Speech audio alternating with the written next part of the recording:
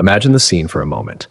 Picture the world on the very brink of total destruction, with the sky turning a bruised, angry purple and the air thick with the smell of ozone and impending doom. It is October 23rd, 2077. Most of the world is screaming, running for shelters that might not even work, or simply staring up at the sky in a state of frozen shock. But in one corner of the American Southwest, there is a man who is not screaming. He is not running. Instead, he is sitting in a high-tech tower, watching the radar screens with the calm intensity of a professional gambler holding a winning hand. This man is Robert House, the tech tycoon of Las Vegas, the owner of Robco Industries, and the man who decided that his city was simply too important to burn. When the bombs started falling, most of humanity saw the end of history. Robert House saw a technical problem that required a very specific, very expensive solution. That is essentially the foundation of everything you see in New Vegas. It is a city that exists not by luck, but by the sheer stubborn will of one brilliant eccentric who refused to let the apocalypse win. Before the Great War of 2077 ever began, Mr. House was already a legend. He was the kind of guy who could see the future, not because he was psychic, but because he was a master of mathematics and probability. He looked at the global political situation, the dwindling resources, and the mounting tensions between superpowers. And he ran the numbers. The numbers told him that a nuclear conflict was not just possible, it was a statistical certainty. Most people would have taken their billions and bought a private island or a fancy bunker in the middle of nowhere. House? He stayed in Vegas. He loved the city, or perhaps he loved the idea of the city as a monument to human achievement and excess. He spent years and untold millions rigging an army of defense systems that would make a military general weep with envy. He installed massive orbital lasers and high-powered cannons on the roof of the Lucky 38 casino tower, turning that iconic neon needle into a literal shield for the Mojave. When the sirens finally wailed on that fateful morning, 77 nuclear warheads were launched directly at Las Vegas and the surrounding area. Think about that number for a second. 77. That is enough firepower to turn the entire desert into a sheet of glass 10 times over. But House was ready. As those warheads streaked across the sky, his systems went to work. His software managed to force a shutdown command on 59 of those missiles before they even got close, making them fall harmlessly into the sand like expensive lawn darts. Another 9 were blasted out of the sky by the Lucky 38's defensive lasers. In the end, only a handful, just 9 warheads, actually managed to hit the ground. And get this, none of them hit the Strip. They struck the outskirts, the mountains, and the far reaches of the desert. Because of this high-stakes defense, when the radioactive dust finally settled, the Las Vegas Strip was still standing. It was a pristine neon oasis in the middle of a blasted, smoldering wasteland. But saving the city was only half the battle. House also had to save himself. He knew that even if the city survived, he wouldn't live long enough to see its reconstruction if he stayed in a fragile human body. So he took a step that most people would find terrifying. He locked his physical body inside a sophisticated life support chamber deep within the Lucky 38. He didn't just crawl into a box. He plugged his brain directly into a massive computer network. He effectively shed his humanity to become the ghost in the machine, a digital consciousness that could live for centuries, guiding the future of Vegas from behind a screen. For nearly 200 years, while the rest of the world was struggling to survive in the mud and the ruins, House stayed in a state of hibernation. He wasn't totally asleep, though. He kept the city's basic infrastructure running, using his robot helpers, waiting for the perfect moment to emerge and reclaim his throne. That moment finally arrived around the year 2274. House's sensors, which he had scattered across the Mojave like a web of electronic eyes, detected something new. It wasn't just raiders or mutants this time. It was the New California Republic, or the NCR. They were a growing nation-state from the west, and they were scouting Hoover Dam. House woke up, metaphorically speaking, and realized that the world was finally starting to rebuild itself. He said, "Time to rebuild my city," and he didn't mean it as a suggestion. He had spent 2 centuries waiting for the right players to get on the board, so he could start the game. While the rest of the world had burned and turned to ash, The Vegas Strip had kept its lights on, a shining beacon of the old world that refused to die. Now, it is true that the city wasn't completely untouched. If you walk just a few miles outside the Strip, you'll see plenty of damage. There are craters, collapsed buildings, and the usual signs of a nuclear apocalypse. But compared to the ruins of Washington, D.C., or the skeletal remains of Boston, New Vegas was a miracle. House had basically played a real-life game of Missile Command, and he had won, mostly. So, when you're strolling down those sparkling streets in the year 2281, feeling the buzz of the neon and hearing the clatter of the slot machines, you have to remember that none of it would be there if one guy hadn't bet everything against the end of the world. House hit the jackpot for Vegas's survival. Without him, the Mojave would just be another empty, radioactive crater. Instead, it's a place where glamour and grit meet, a shining beacon of old-world charm in a world that forgot what charm even looked like. But how did we get from a quiet, post-war ghost town to the bustling casino strip we see today? You can thank Mr. House for that, too. The guy didn't just have a defense plan, he had a social plan. Around 2274, when House finally decided to step back into the spotlight, the ruins of Las Vegas weren't empty. They were occupied by various scavenger gangs, nomad groups, and tribal factions who were just trying to scrape by. House knew he couldn't run the city alone with just his robots. He needed local allies to help rebuild the economy and provide a human face to his operation. He needed to play kingmaker. He sent out his Securitron robots, those big, unicycle-wheeled machines with the screen faces and the heavy weaponry, to negotiate with the local tribes. And by negotiate, I mean he gave them a choice: work for me and get rich, or get out. In the end, 3 specific tribes agreed to take the deal. House saw potential in them, even if they looked like nothing more than desert rats at the time. He spent a lot of time convincing them, training them, and basically giving them a crash course in how to be civilized. These 3 groups eventually became the famous 3 families that now run the major casinos on the Strip. The transformation was nothing short of incredible. One tribe, known as the Mojave Boot Riders, were a particularly rough bunch of nomads. They were the kind of people who lived on the move and didn't take kindly to strangers. In fact, they actually attacked House's first envoy of robots. But when a much larger, much more heavily armed robot army showed up at their doorstep, they wisely decided to reconsider their position. They said, "Okay, we're in." House rebranded them as the Chairman. He gave them fancy suits, taught them how to talk with a cool, retro swing vibe, and put them in charge of the Tops Casino. The second tribe was, well, they were a bit more problematic. They were literally cannibals. It's true. They hunted people in the wastes and had a very gruesome way of life. They were known for being secretive and dangerous, but House saw a certain level of discipline in them that he liked. They agreed to join him on one major condition. House had to promise to keep their dark past a secret from the rest of the world. And obviously, they had to stop eating people. House gave them a total makeover, turning them into the high society elite known as the White Glove Society. He put them in charge of the Ultra Luxe, the fanciest casino on the Strip, where everything is white marble and gold trim. He even made every single member sign a formal contract, swearing off human meat forever.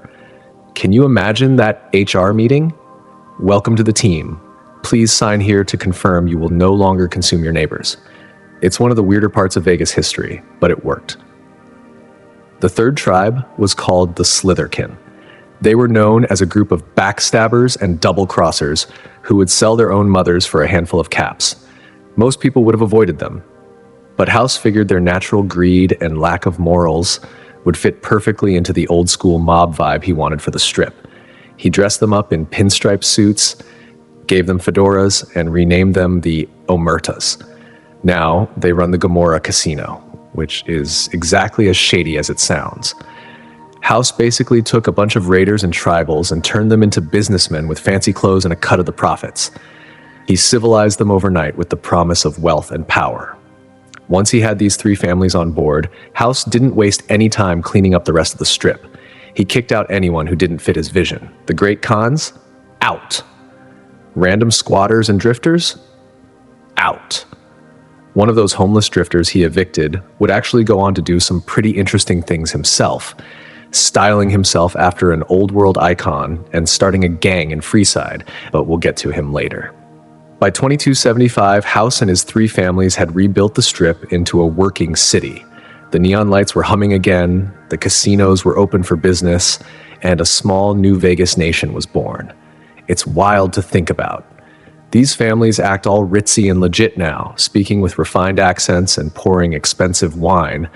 But just a few decades ago, they were literally painting their faces and hunting desert rats in the ruins. House gave these families a lot of autonomy.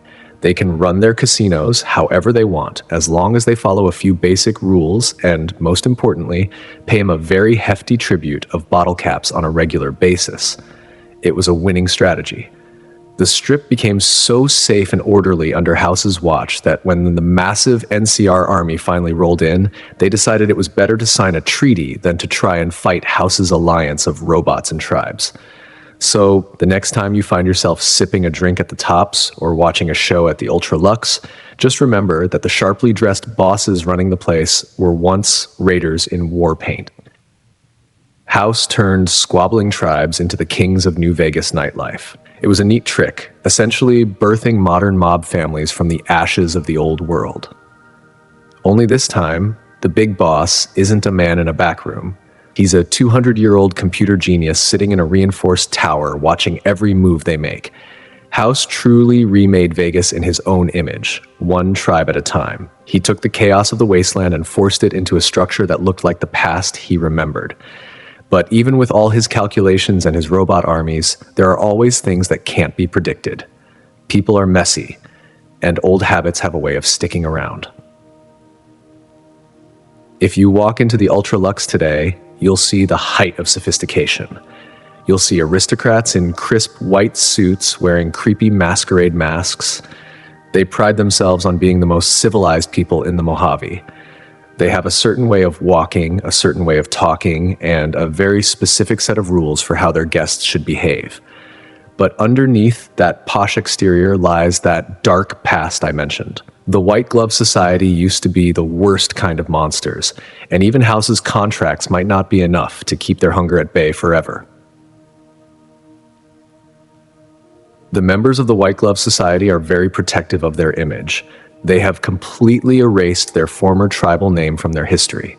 If you even mention it to them, they'll quickly change the subject or look at you with a cold, terrifying silence. They act as if they have always been this way, as if they were born with those masks on their faces, but you know how it is. Some cravings are hard to kill.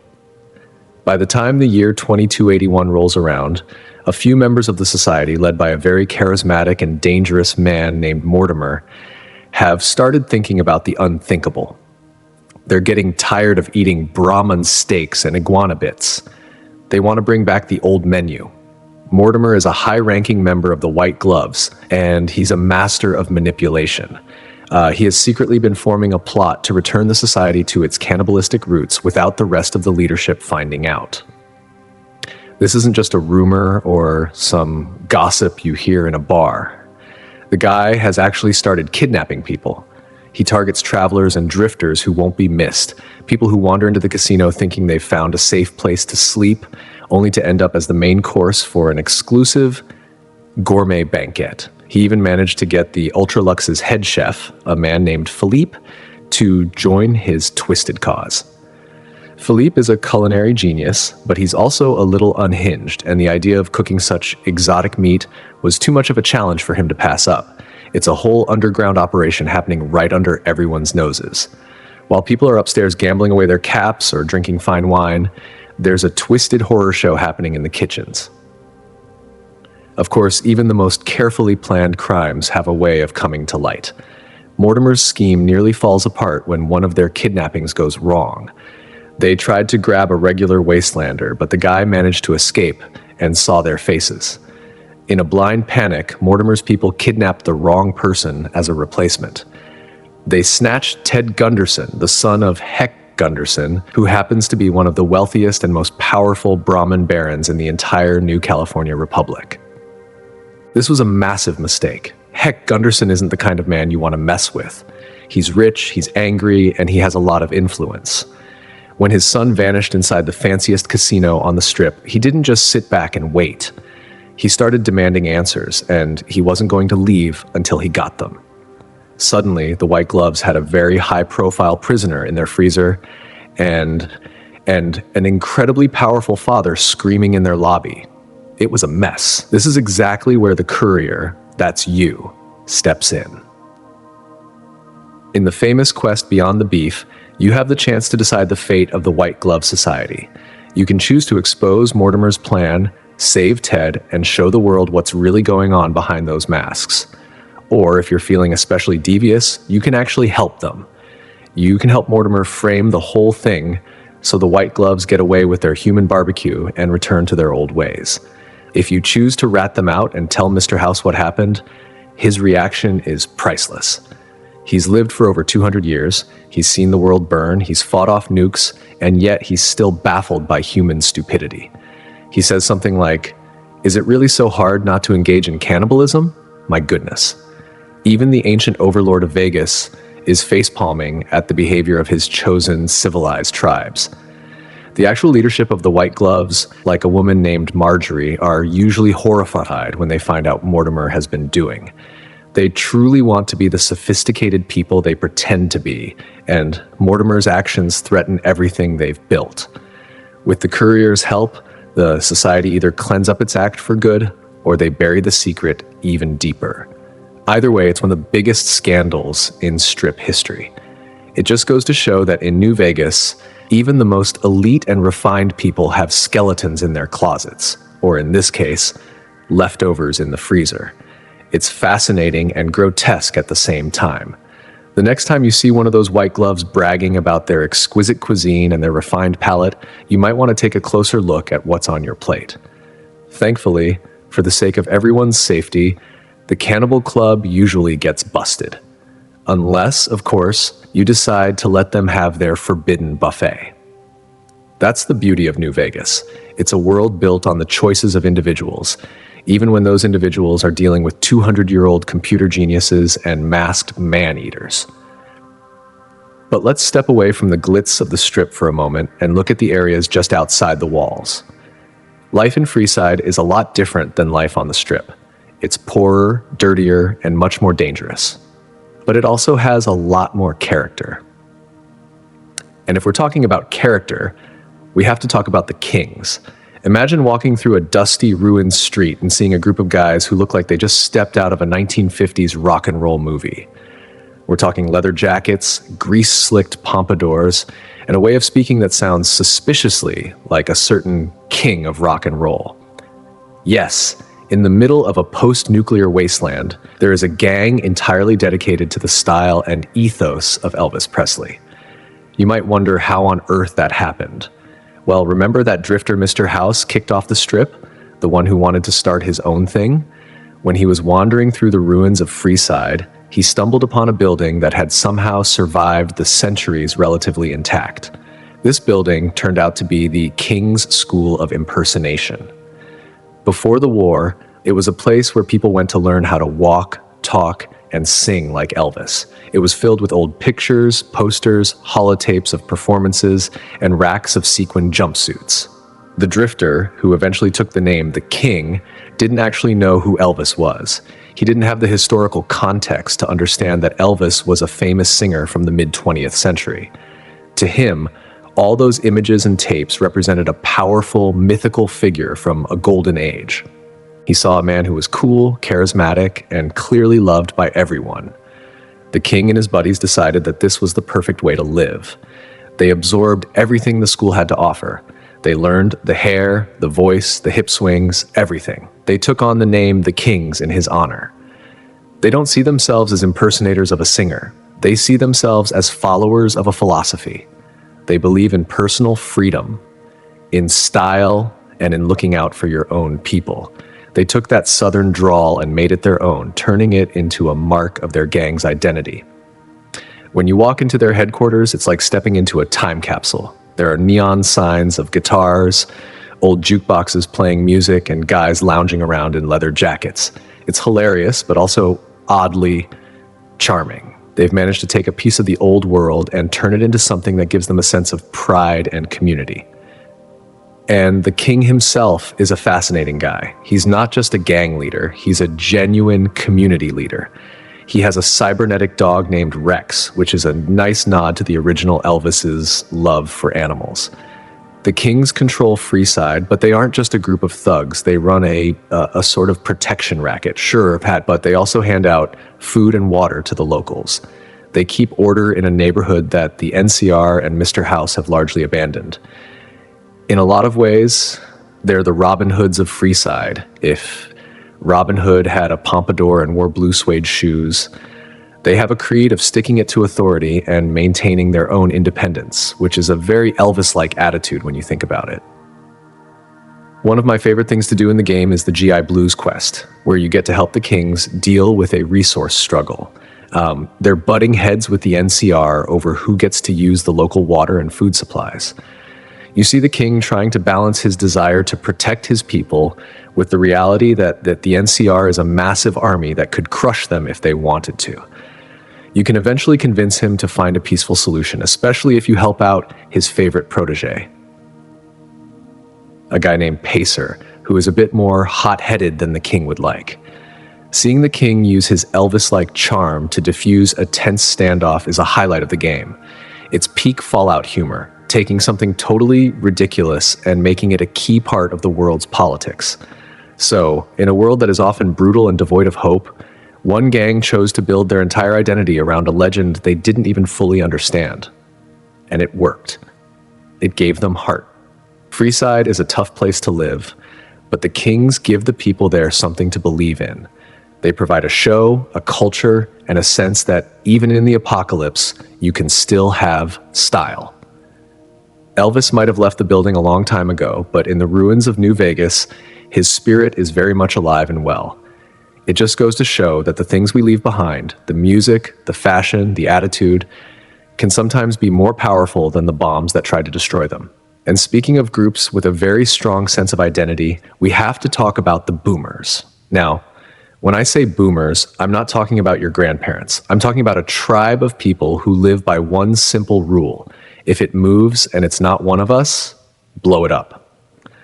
The boomers are a group of former vault dwellers who took the idea of independence to a literal extreme. Their story actually begins in Vault 34, which was a vault designed with a very specific and perhaps very dangerous experiment in mind. It was stocked with an absolute mountain of weapons, ammunition, and explosives. The armory was so huge that the vault dwellers practically lived on top of crates of grenades and rifles. As you can probably guess, having that much firepower in a confined space for a few generations leads to some tension.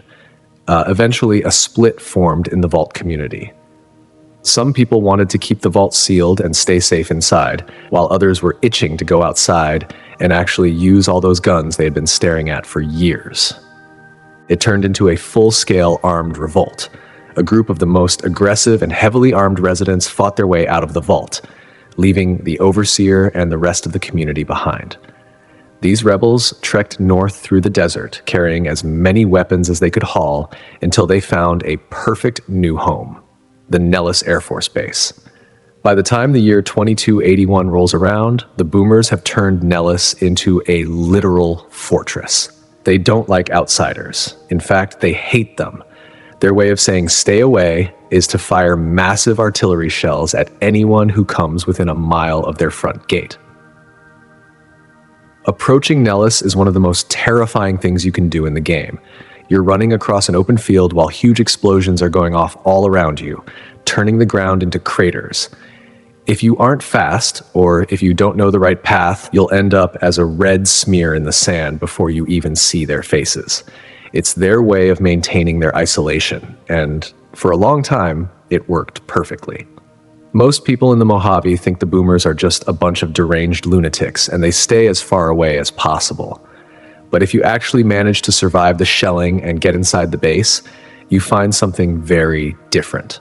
Beneath that explosive first impression, the boomers are a very tight-knit and surprisingly innocent community. They have a big dream that has nothing to do with killing people. They found the remains of an old World War II era B-29 bomber that had crashed into Lake Mead hundreds of years ago. This bomber, which they call the Lady in the Water, became their obsession. They don't just want to blow things up, they want to fly. They want to conquer the sky. They've spent decades studying old flight textbooks and maintaining a makeshift museum of flight. Every kid growing up at Nellis hears the story of how one day the lady will rise from the water and take to the skies again. When the Courier earns their trust by helping them with some local problems, like fixing their generators or helping their kids with their lessons, they actually decide to go for it. There's a fantastic quest where you help them attach buoyant bags to the sunken bomber and literally raise it to the surface of the lake. It's a genuinely heartwarming moment in a world that is usually so grim. You're helping a group of people achieve a dream that they've held onto for generations. And if you play your cards right, they'll even show up at the final battle at Hoover Dam, flying that restored B-29 and dropping bombs on your enemies. It's one of the coolest ally moments in any game. The boomers are a great example of the Mojave spirit. They're a little bit crazy, very defiant, and incredibly hopeful for the future, even if that future involves a lot of high explosives. They're self-sufficient, they farm their own food, and they have a very clear vision for what they want their society to be. They're basically just vault folks who wanted to live free and follow a dream of flight. So while they might start out as the people who try to turn you into paste with artillery, they end up being some of the most loyal and interesting allies you can find. It just goes to show that in the wasteland, you shouldn't judge a tribe by their initial bombardment. Sometimes underneath all that gunpowder, there's a community that just wants to touch the clouds. Moving away from the explosive enthusiasm of the boomers at Nellis, we have to look deeper into the earth, into the places where the light of the sun never reaches. If the boomers represent the successful, if slightly violent, transition from life underground to life in the open air, many other vaults in the Mojave tell a much darker story. You see, the vaults weren't just simple shelters designed to keep people safe from the radiation. Almost every single one was a social experiment, a twisted way for a shadowy organization to see how humans would behave under extreme stress or bizarre conditions. And nowhere is this more evident or more tragic than in the silent, echoing halls of Vault 11. If you ever find yourself wandering near the mountains south of the Strip, you might stumble upon the entrance to this place. At first glance, it looks like any other ruin. Rusty doors, flickering lights, and the smell of stale air. But as you go deeper, you start to find the posters. They look campaign advertisements for an election. You see smiling faces and slogans about duty and sacrifice. But these weren't elections for a mayor or a president. These were elections to decide who would die. The experiment of Vault 11 was perhaps the most cruel of them all. The residents were told by the Vault's central computer that every year they had to choose one person among them to be sacrificed. If they didn't, the computer claimed it would vent all the air out of the vault and kill everyone inside. Can you imagine living in a society like that? Every year, the community would have to gather and vote on which neighbor, which friend, or which family member would be sent into a special chamber to be executed. At first, the people were horrified. The very first overseer, the woman in charge of the vault when the doors closed, actually took it upon herself to be the first sacrifice. She wanted to show them that it was a burden that could be carried. But as the decades went by, the process became more and more twisted. People didn't campaign to win these elections, they campaigned to make sure their enemies lost.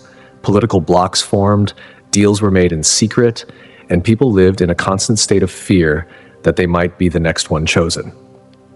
By the time you, as the Courier, walk through those halls, the vault is completely empty.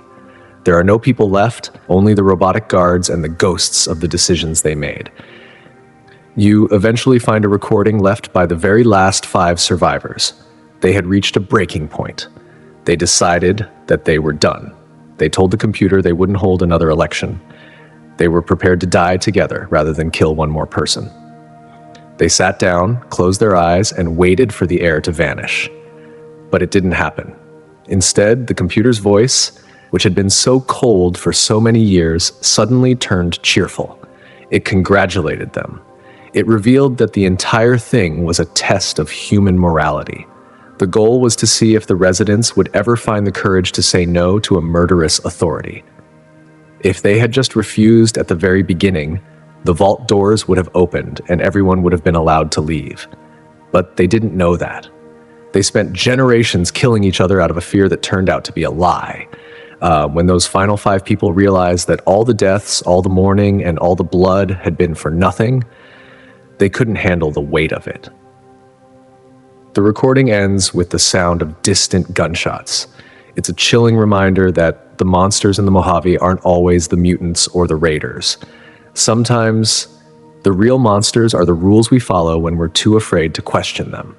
Vault 11 stands as a silent memorial to the cost of blind obedience, a tomb built on a foundation of what if. Now, compare that to Vault 21, which sits right in the middle of the New Vegas Strip. This vault tells a completely different kind of story, one that is much more Vegas in its heart. The experiment here was actually quite successful in a weird way. In Vault 21, every single conflict, no matter how big or small, was resolved through gambling. If 2 people had an argument over who got the last box of cereal, they played a game of cards. If there was a major policy disagreement, they rolled the dice. It sounds like chaos, but it actually created a very peaceful, harmonious society. Since everyone accepted that luck was the ultimate judge, there was very little resentment. People just accepted their wins and losses and moved on. When Mr. House began his rise to power in 2274, he saw Vault 21 as a perfect asset. It was a vault full of people who were naturally inclined toward the casino lifestyle. He didn't want to fight them. He wanted to integrate them. He actually played a high-stakes game of blackjack against the vault's leadership to decide the future of the place. And being the master of probability that he is, House won. He didn't kick everyone out, though. He turned the upper levels of the vault into a hotel and a tourist attraction. Today, you can go there and meet Sarah, the daughter of the former overseer. She runs the gift shop and the hotel rooms, and she's one of the few people who genuinely loves vault life. However, House's cold pragmatism showed through here too. To make sure the vault could never be used as a fortress against him, he had almost the entire lower section of the vault filled with concrete. And he literally poured tons of the stuff down into the tunnels, sealing off the deeper levels forever. He kept the top floor for the neon lights and the tourists, but he neutralized any strategic threat the vault might have posed. It's a classic House move, preserving the style and the profit, but removing the risk and the independence. Vault 21 is a success story, sure, but it's a success story on Mr. House's terms. Then we have the biological nightmare of Vault 22. If you see a patch of bright, lush greenery in the middle of the brown, dead desert, your first instinct might be to run toward it. In the Mojave, that's usually a mistake. Vault 22 was designed to be a green vault, a place where scientists could experiment with ways to grow crops in the wasteland after the war. They wanted to solve world hunger before it even started. But as with so many things in the world of Fallout, they went too far. They discovered a special kind of fungus that was incredibly good at helping plants grow. The problem was that the fungus didn't just stay on the plants. It started growing on the people. The spores of this fungus would get into the lungs of the residents, and eventually it would take over their bodies. It didn't just kill them, it turned them into spore carriers. These are shambling, plant-like creatures that look like humans made of vines and mold. They hide in the tall grass and the thick bushes, waiting for something warm-blooded to walk by. The vault is now a vertical jungle filled with carnivorous plants and these fungal monsters. It's one of the most atmospheric and terrifying places in the game. You're walking through these dark, vine-covered hallways, and you can hear the rustle of leaves where there shouldn't be any wind. What makes Vault 22 even more interesting is its connection to other parts of the world. Some of the survivors of the initial outbreak managed to flee the vault and headed north into the canyons of Zion. They brought the spores with them, unintentionally spreading the nightmare to a whole new ecosystem. You also find out that the fungus itself was originally created at Big Mountain. that secret research facility we'll talk about later. It just goes to show that everything in the Mojave is connected by these threads of old world science and failed dreams. The sign outside the vault says, "Stay out, the plants kill," and it is perhaps the most honest piece of advice you'll ever get in the wasteland. Leaving the vaults behind, we have to look at the bigger picture. The Mojave isn't just a collection of ruins and monsters, it's a battlefield for two massive empires. On one side, you have the New California Republic, or the NCR. They are the closest thing the wasteland has to a traditional government. They have a president, a senate, taxes, and a massive military. They see themselves as the rightful heirs to the old United States. Their flag, a two-headed bear, represents their origins in the west and their expansion toward the east. The NCR is a fascinating faction because they aren't purely good or bad. They are complicated. On one hand, they bring law and order, they build roads, they protect trade caravans, and they provide a sense of stability that is rare in the post-apocalypse. On the other hand, they are a bureaucratic nightmare. They are stretched way too thin, trying to control too much territory with too few resources. When you talk to the soldiers at the front lines, you hear the same complaints over and over again. They don't have enough food, they don't have enough ammo, and they feel like the politicians back home in California don't care about them. One of the most iconic parts of the NCR is their Ranger Corps. These aren't just your average soldiers. They are the elite of the elite. Many of them were originally part of a group called the Desert Rangers, a bunch of independent lawmen who patrolled the wastes and fought off raiders. When the threat of Caesar's Legion became too great, the Desert Rangers signed a treaty with the NCR, merging the two groups. This is why the veteran Rangers wear that legendary black combat armor and the gas masks with the glowing red eyes. They are the heroes of the Republic, but even they are starting to feel the weight of a war that never seems to end. Chief Hanlon, the man who leads the Rangers, is a perfect example of this. He's a war hero who has seen too much death. He's seen the Republic grow from a small collection of farms into a bloated empire, and he's worried that they've lost their way. The NCR is trying to do the right thing, but they're doing it with red tape and corruption. They've brought democracy back to the wasteland, but with it comes all the problems that caused the world to fall apart in the first place. They are the big bear, and they are heavy, slow, and often clumsy. Standing in direct opposition to the NCR is Caesar's Legion. If the NCR represents the flawed democracy of the past, the Legion represents a brutal, ancient vision of the future. The Legion is an army of slaves led by a man who calls himself Caesar, but he wasn't always a conqueror. He was once a man named Edward Sallow, a member of the Followers of the Apocalypse. He was a scholar, a man of books and history. He was sent on a mission to study tribal dialects in the East, but he and his companion, Joshua Graham, were captured by a tribe called the Blackfoots. Instead of dying, Edward used his knowledge of history and military tactics to train the tribals. He taught them how to fight, how to organize, and how to conquer.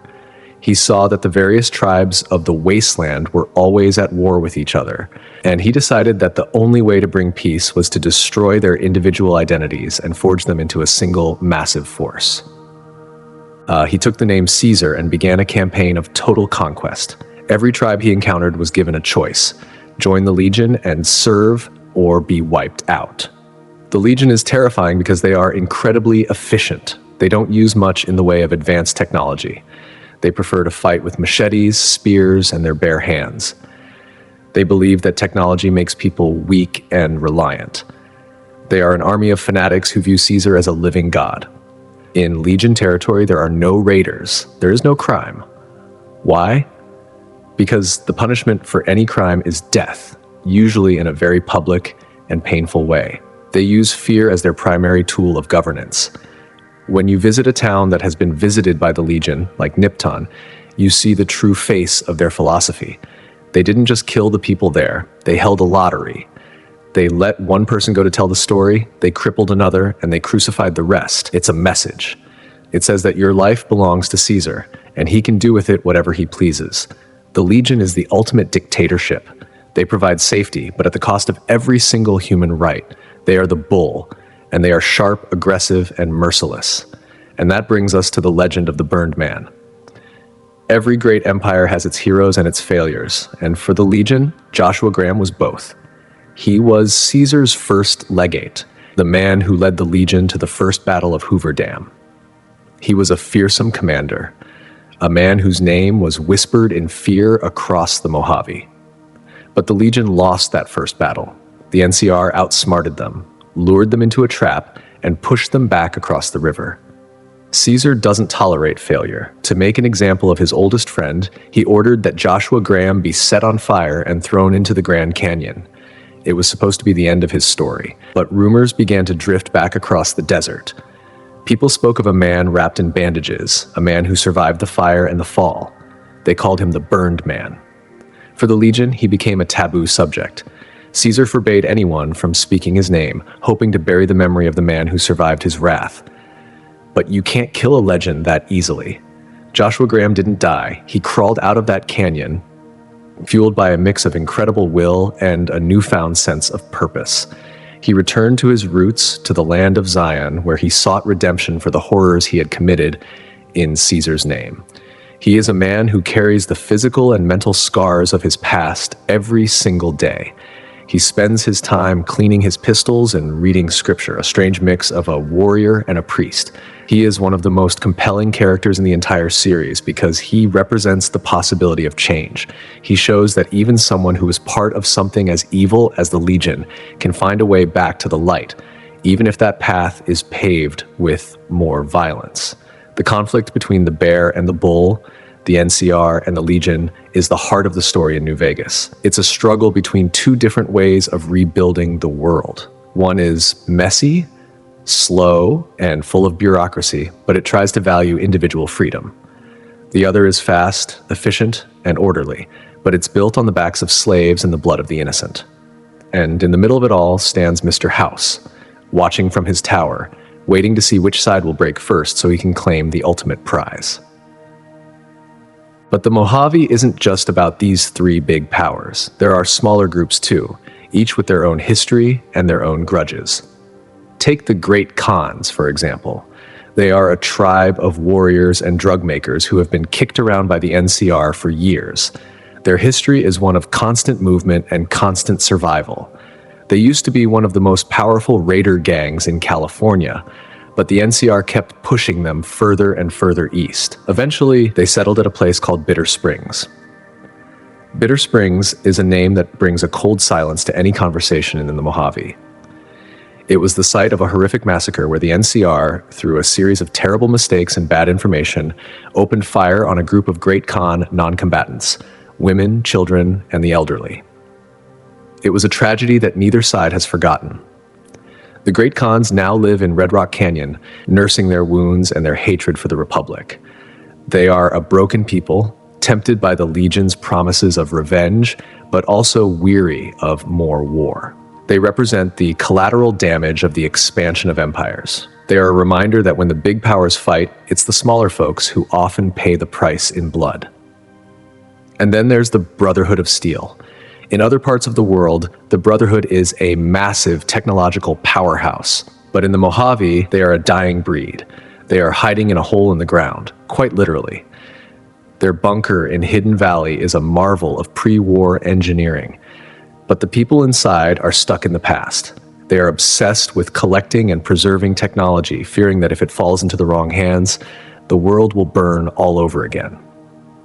The Brotherhood in the Mojave is led by Elder McNamara, a man who is trying to save his people by keeping them hidden. They fought a war with the NCR over the solar power plant at Helios 1, and they lost badly. Now they are under a state of lockdown, rarely leaving their bunker and refusing to interact with the outside world. They are a group of knights in power armor who have lost their purpose. They are so focused on the old ways that they can't see the new world growing around them. They are a faction of ghosts, clinging to their lasers and their power armor, while the rest of the world moves on without them. One of the best ways to understand the Brotherhood is through Veronica, a scribe who travels with you. She's young, she's smart, and she loves her family in the bunker, but she sees the truth. She knows that if the Brotherhood doesn't change, if they don't start recruiting from the outside and sharing their knowledge, They will simply wither away and die in the dark. Her story is one of the most poignant in the game because it's a struggle between loyalty to your home and the realization that your home is a sinking ship. All of these factions, the NCR, the Legion, the Khans, the Brotherhood, are like pieces on a chessboard. They all have their own goals, their own fears, and their own reasons for being in the Mojave.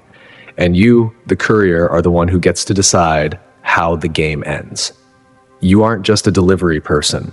You are the catalyst for change. Every choice you make, from which town you help to which leader you support, ripple across the desert. The Mojave is a place where history is being written in real time. It's a place of ancient ruins and new beginnings, of high-tech robots and primitive spears. It's a world where a 200-year-old man can rule from a computer screen and a gang of Elvis impersonators can run a neighborhood. It's weird, it's dangerous, and it's beautiful in its own twisted way. And as we look closer at the individual stories of these people and places, we start to see the true complexity of the world that Robert House saved from the fire. Let's talk a little more about the average life in the Mojave, away from the big battles. People like the folks in Good Springs or Novak are just trying to get by. They farm their corn, they hunt their geckos, and they try to avoid the raiders. In Good Springs, you meet Sunny Smiles and her dog Cheyenne. They are the salt of the earth, people who will help a stranger just because it's the right thing to do. They represent the quiet resilience of humanity. Even after the world ended, people still find a way to build a community and look out for each other. Then you have Novak, a town built around a giant dinosaur statue named Dinky. It's a quirky, memorable place, but it also has its own dark secrets. You meet Boone, a former NCR sniper who is haunted by his past at Bitter Springs. He spends his nights in the mouth of the dinosaur, watching the road with his rifle, looking for Legion spies or anything else that might threaten the town. His story is one of grief and revenge, a reflection of the larger conflicts playing out across the desert. He's a man who has lost everything and is just looking for a reason to keep fighting. The Mojave is full of these personal stories. Every person you meet has a background, a reason for being where they are. Whether it's Cass, the weary caravan owner whose business was destroyed by corporate greed, or Raul, the old ghoul mechanic who has seen the world fall apart twice over, these characters give the wasteland its soul. They remind us that the apocalypse didn't just destroy buildings, it changed the lives of every single person who survived.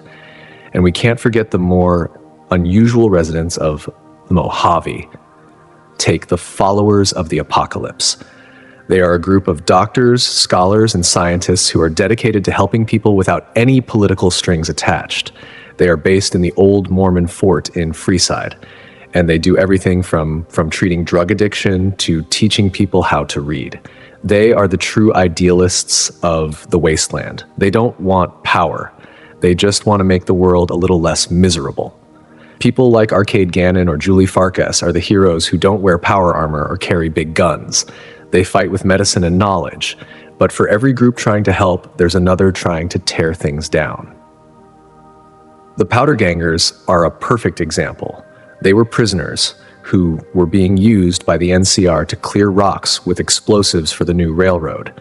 They staged a massive prison break, took over the correctional facility, and now they spend their time blowing things up and robbing travelers.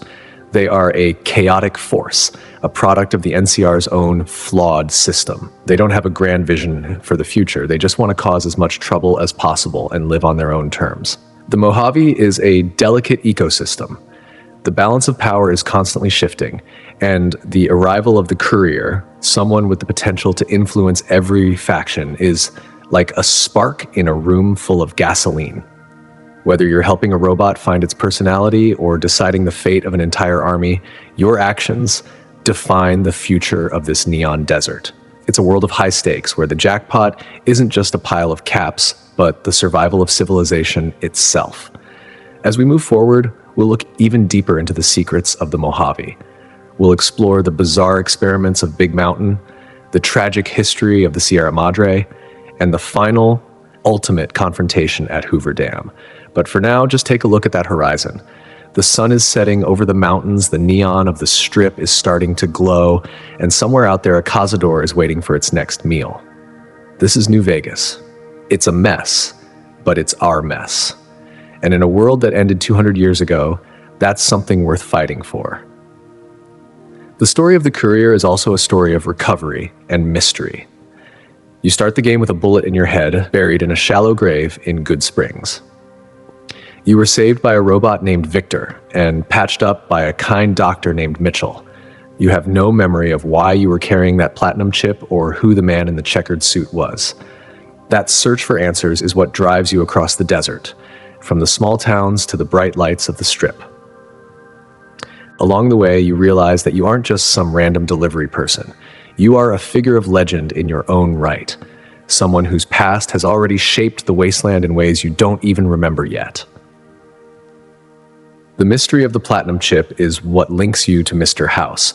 That little piece of tech is the key to his entire plan. It contains the programming he needs to upgrade his Securitrons, turning them from simple guards into a massive, unstoppable army. He's been searching for that chip for 2 centuries, and you were the one who finally brought it within his reach. The fact that Benny, the leader of the chairmen, tried to steal it from you just adds another layer to the drama. It's a story of betrayal, ambition, and the sheer weight of a piece of plastic and metal. As you navigate the politics of the Strip, you realize that everyone wants a piece of you. The NCR wants your help to secure the dam. The Legion wants you to help them destroy the Republic. Mr. House wants you to be his hands in the world. And then there's Yes Man, the robot who will literally do whatever you say, offering you the chance to take it all for yourself. It's a dizzying array of choices, and there is no correct path. Each one has its own rewards and its own terrible costs.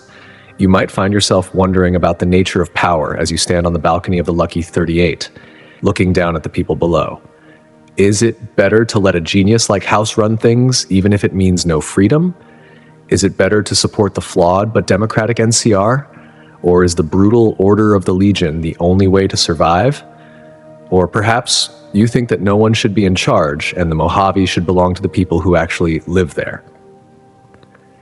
These are the questions that New Vegas asks, and it doesn't give you easy answers. You have to find them for yourself, one quest at a time. The richness of the Mojave is also found in its geography, from the snowy peaks where Jacobstown sits to the irradiated ruins of Searchlight. The land tells a story. You see the remains of the old world everywhere, collapsed billboards, rusted cars, and the skeletons of houses that were once full of life. But you also see the new world.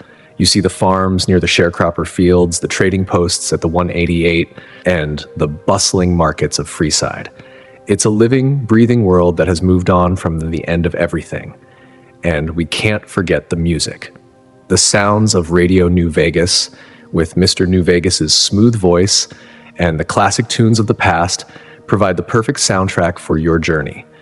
Whether you're listening to Blue Moon while walking through the desert at night or Big Iron during a shootout, the music ties the whole experience together.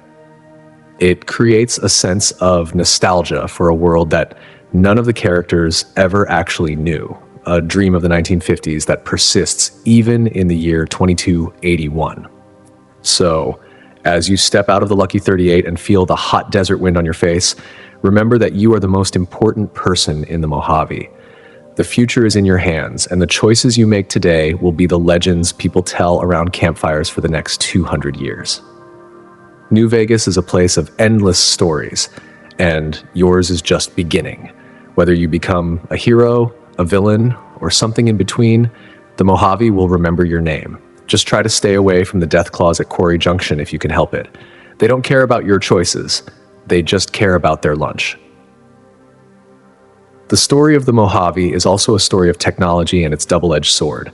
While Mr. House uses his robots to preserve a city, others use technology to create horrors. We've seen the spore carriers of Vault 22, the cyber dogs of the Kings, and the advanced weaponry of the Brotherhood. Technology in Fallout is never just a tool. It's a force that shapes the very essence of humanity. It can be used to heal, like the autodocs of the Followers, or it can be used to destroy, like the orbital lasers of the Lucky 38. One of the most interesting technological mysteries is the Big Empty, or Big Mountain. We only hear hints of it in the base game, whispers of a place where science went mad.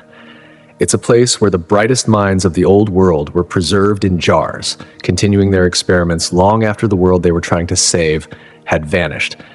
It's a place of bizarre creatures and reality-bending inventions. It represents the ultimate conclusion of pre-war scientific arrogance, the idea that anything can be done if you just have enough resources, and a complete lack of ethics. And then there's the Sierra Madre, a casino that was supposed to be a paradise but became a tomb. It's a place where technology was used to create a literal ghost story. The cloud that surrounds the casino is a chemical weapon that has persisted for centuries, and the holograms that guard its halls are indestructible memories of a past that refuses to die. The Sierra Madre is a warning about the dangers of obsession and the way that technology can trap us in our own worst impulses. As you explore these places, you start to see a pattern. The people who tried to control the future through technology almost always failed. Mr. House is the only one who came close to succeeding, and even he is trapped in a box, unable to touch the world he rules. The real strength of the Mojave isn't in its machines, it's in its people. It's in their ability to adapt, to survive, and to build something new out of the scrap metal of the old world. The second battle for Hoover Dam is approaching, and the tension is rising every day. The NCR is digging in, the Legion is crossing the river, and the three families are whispering in their back rooms. Everyone is waiting for the Courier to make their move. The dam itself is more than just a source of power. It's a symbol of the old world's mastery over nature. Whoever controls the dam controls the future of the Southwest. It's the ultimate prize in the ultimate game of stakes. So, prepare yourself. Check your gear, stock up on stim packs, and make sure your favorite gun is in good working order. The road to Hoover Dam is long and dangerous, but it's a road that only you can walk. The ghosts of the past are watching. The leaders of the present are waiting, and the future is yours to forge. This is New Vegas, and the game is just getting started. Good luck, Courier. You're gonna need it. In the end, maybe that's the real lesson of New Vegas. Luck is important, but it's the choices we make when our luck runs out that really define us. Whether you're betting it all on a single card or fighting for the future of a nation, it's the will to keep moving forward that matters most. The Mojave is a harsh teacher, but it's a place where anyone can become a legend. Just keep your eyes on the horizon and your hand on your holster. The desert doesn't give second chances, but it does give you the chance to make history. And history is exactly what we're going to look at next. We'll dive into the specific details of the factions, the hidden lore of the vaults, and the true stories behind the most famous faces of the Mojave. From the rise of Caesar to the fall of the Brotherhood, every story adds a layer to the rich tapestry of New Vegas. So stay tuned because there's plenty more to discover in this neon-soaked wasteland. The Strip is waiting, the desert is calling, and the journey is far from over. When you stand at the Mojave outpost and look at those two massive bronze statues of rangers shaking hands, you are looking at more than just a piece of art. You are looking at the moment the Mojave changed forever. Those statues represent the Unification Treaty of 2271. Before that, the NCR was just a rumor from the West, and the desert was protected by the Desert Rangers, a group of independent, rugged survivalists who acted as judge, jury, and executioner across the wastes. They were the ones who kept the raiders at bay and protected the small settlements. But when Caesar's legion started moving in from the east, the Desert Rangers realized they were outmatched. They couldn't fight an empire alone, so they made a deal with the Big Bear. The NCR got the experienced scouts they needed to navigate the desert, and the Rangers got the backing of a massive nation. But that unification brought a lot of baggage with it. To understand why the NCR is struggling so much in 2281, you have to look past the soldiers and the front lines and look back at California. The Republic isn't just a military, it's a society that has rebuilt itself so much that it's starting to repeat the mistakes of the old world. Back in Shady Sands, the capital, there are things called Brahmin barons. These are incredibly wealthy ranchers who own thousands of heads of mutated cattle. They have so much money and influence that they basically buy the votes in the NCR Senate. They want the Mojave because it provides more land and more water for their herds. Then you have the water merchants of the hub, who want control of Hoover Dam to dictate prices back home. This means the war in the Mojave isn't just about stopping the Legion, it's about profit. The common soldier, the guy you see at Camp Forlorn Hope shivering in a thin uniform, is often there because a rich rancher wanted to expand his borders. This is why the NCR feels so bloated and slow. There is so much red tape and so much internal bickering that they can't even get clean water to their outposts. They've brought democracy back, but they've also brought the lobbyists and the corruption that comes with it. When you talk to the troops, they don't talk about high ideals. They talk about wanting to go home. They feel like they are being used by a government that is more interested in the next election than the lives of its people. And then there's the military leadership. General Lee Oliver, the man in charge of the NCR forces at the dam, is often called General Wait and See by his own men. He's a political appointee, a friend of President Kimball, and he's obsessed with a grand victory that will make him a hero. He wants to win the war with a massive conventional battle at the dam, ignoring the fact that the Legion is currently picking them apart with raids and psychological warfare. He clashes constantly with Chief Hanlon of the Rangers, who knows the desert better than anyone. Hanlon sees the writing on the wall. He knows the NCR is bleeding out, one outpost at a time, and he's terrified that the Republic is going to collapse under its own weight. Contrast this with the Legion's internal structure. If the NCR is a messy, corrupted democracy, the Legion is a terrifyingly focused machine. Caesar, the man who was once Edward Salo, understands something about the wasteland that the NCR refuses to admit.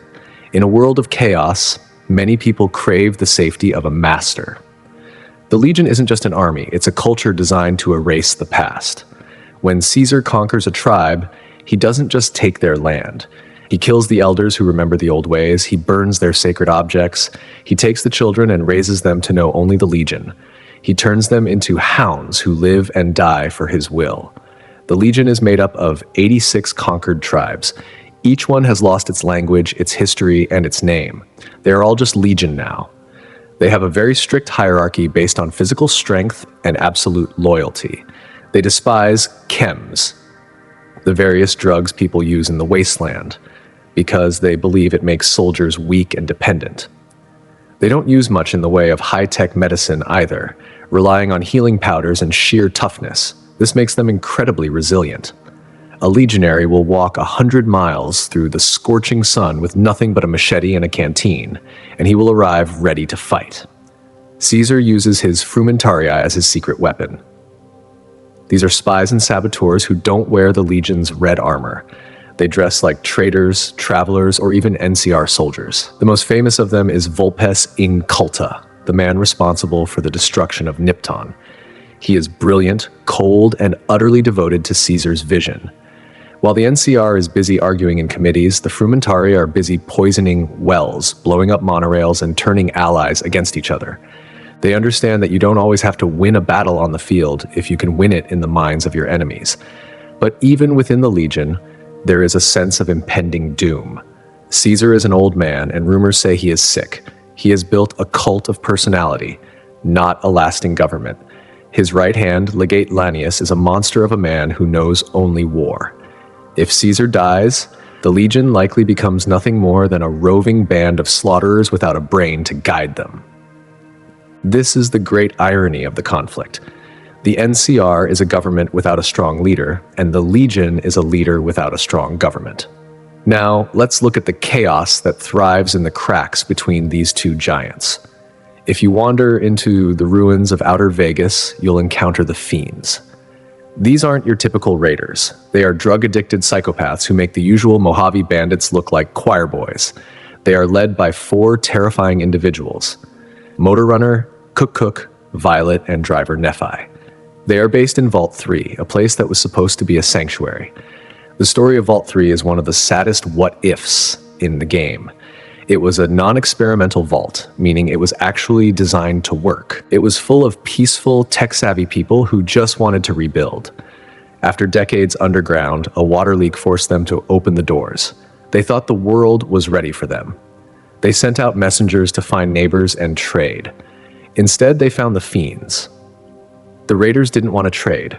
They wanted a warm place to sleep and a lot of things to steal. They stormed the vault, murdered everyone inside, and turned that pristine sanctuary into a drug den filled with filth and misery.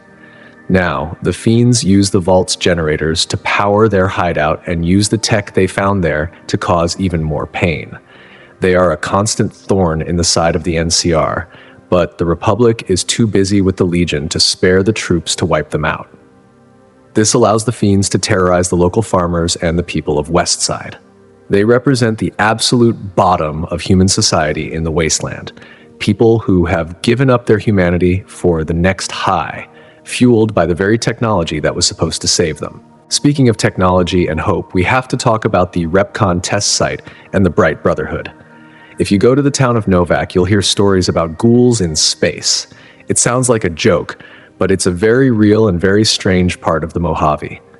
Jason Bright is a glowing ghoul, a person who has absorbed so much radiation that he literally shines in the dark. But unlike most glowing ones who are mindless monsters, like Jason is highly intelligent and deeply religious. He believes that ghouls are the chosen and that they belong among the stars, far away from the smooth skins who hate and fear them. He led his followers to the RepCon facility, an old aerospace company, with the goal of repairing pre-war rockets to go on a great journey to a mystical land he calls the Far Beyond. It's a quest that is both hilarious and deeply moving. You meet Chris Haversam, a human who is convinced he is a ghoul. He's balding and has bad skin, and he's so desperate for a place to belong that he's helped the ghouls repair their rockets just so he can go with them. He's the one who does all the technical work that the ghouls' decaying hands can't handle. The quest, Come Fly With Me, is a perfect example of the wild side of New Vegas. You're helping a cult of radiation-soaked zombies launch themselves into the atmosphere using sugar-fueled rocket engines. Whether they actually reach the Far Beyond or just crash into the next mountain range is left a bit ambiguous, but for a brief moment, you see something rare in the Mojave, genuine, unironic hope. Jason Bright doesn't care about the NCR or the Legion. He just wants his people to be free. But hope is a rare commodity in places like Freeside. This is the slum that grew around the walls of the Strip, filled with the people who couldn't afford to get inside. It's here that the followers of the apocalypse do their best work. They are a group that dates all the way back to the very first Fallout game. They started in the Boneyard, the ruins of Los Angeles, and they have always been the conscience of the wasteland. They don't want to build an empire. They want to build a school. They want to teach people how to grow food, how to clean water, and how to heal the sick. In Freeside, they operate out of the old Mormon fort. It's a crowded, dirty place, and they are constantly running out of supplies. People like Julie Farkas and Arcade Gannon work themselves to the bone every day, trying to help a population that is largely ignored by Mr. House and the NCR. The followers are the true anarchists of the game, not the throw a bomb kind, but the help your neighbor kind. They believe that power is the problem, and that as long as people are fighting over flags and dams, they will never be truly free. Caesar actually hates the followers more than he hates the NCR. Why? Because he was one of them. They taught him everything he knows. They gave him the books on history and tactics that he used to build the Legion. He sees them as weak because they refuse to use their knowledge to seize power. To him, they are a reminder of the man he used to be, a scholar who wanted to help the world rather than rule it. The followers represent the road not taken, the possibility that humanity could have rebuilt without the need for dictators or bureaucrats. Then there are the smaller towns, each struggling with its own version of the new world. Take Prim, for example. When you first arrive, the town is under siege by escaped convicts from the nearby NCR correctional facility. The local sheriff has been murdered, and the people are hiding in a casino called the Vicky and Vance. Prim is a town that represents the failure of the NCR's justice system. They brought in prisoners to do hard labor, and when they couldn't control them, those prisoners became the new law. You, the Courier, have to decide who will run Prim. Do you bring in the NCR military, which provides safety, but also brings heavy taxes and military rule? Do you find a new sheriff like the old-school lawman Myers who might be a bit too fond of frontier justice? Or do you reprogram a robot named Prim Slim to be the town's protector? It's a small-scale version of the larger choice you'll have to make for the whole Mojave. Prim also has its own bit of quirky history. The Vicky and Vance Casino is named after two pre-war criminals who were basically a budget version of Bonnie and Clyde. They were famous for a 2-day crime spree where they didn't actually kill anyone and were eventually caught because they ran out of gas. There's a death car in the lobby that is riddled with bullet holes, but if you look at the museum display, you realize the holes were added later for theatrical effect. It's a perfect metaphor for the Mojave. Everything is a bit of a performance, a bit of a myth built on top of a messy, disappointing reality. That brings us to Novak and its most famous landmark, Dinky the dinosaur. It's a giant, hollow dinosaur statue that was originally a pre-war tourist trap. Now it serves as a sniper nest for the town's defenders. This is where you meet Craig Boone. Boone is a man of few words and a lot of pain. He was a member of the NCR's first recon, the elite snipers who were present at the Bitter Springs massacre. He carries the weight of that day with him every time he looks through his scope. But his story gets even darker. His wife, Carla, was kidnapped by Legion slavers while he was away. He tracked them down, but he realized he couldn't save her. Rather than let her be sold into a life of horror in the East, he used his rifle to give her a merciful end. Now he sits in the mouth of the dinosaur, waiting for someone to blame. He knows someone in Novak sold her out to the Legion, and with your help, he finds the culprit, the local motel owner, Jeannie Mae Crawford. She sold a pregnant woman into slavery for a handful of caps. When Boone finds out, he doesn't call the NCR, he just finishes the job. Boone is one of the best examples of the psychological toll the wasteland takes. He's a good man who has been forced to do terrible things, and he doesn't know how to stop being a soldier. He represents the damaged part of the NCR, the people who did the dirty work of building a nation and were left with nothing but nightmares. If you travel with him, you see a man slowly trying to find a reason to live that isn't just killing the next legionary. Another interesting figure in Novak is Manny Vargas. He was also a great con and an NCR soldier, and he's Boone's only real friend. They have a complicated relationship, tied together by their shared history in the military and their shared grief. Manny is the one who helps you find the path the man in the checkered suit took, leading you further toward Vegas. Novak is a town of survivors and outcasts, people who are just trying to keep the lights on and the monsters away. And we can't talk about Novak without mentioning Old Lady Gibson. She runs the local junkyard with her pack of dogs, and she's a goldmine of information and parts. She's the kind of character who reminds you that even in the apocalypse, there are people who just want to tinker with machines and live a quiet life. She's seen the world change over and over again, and she just keeps collecting scrap.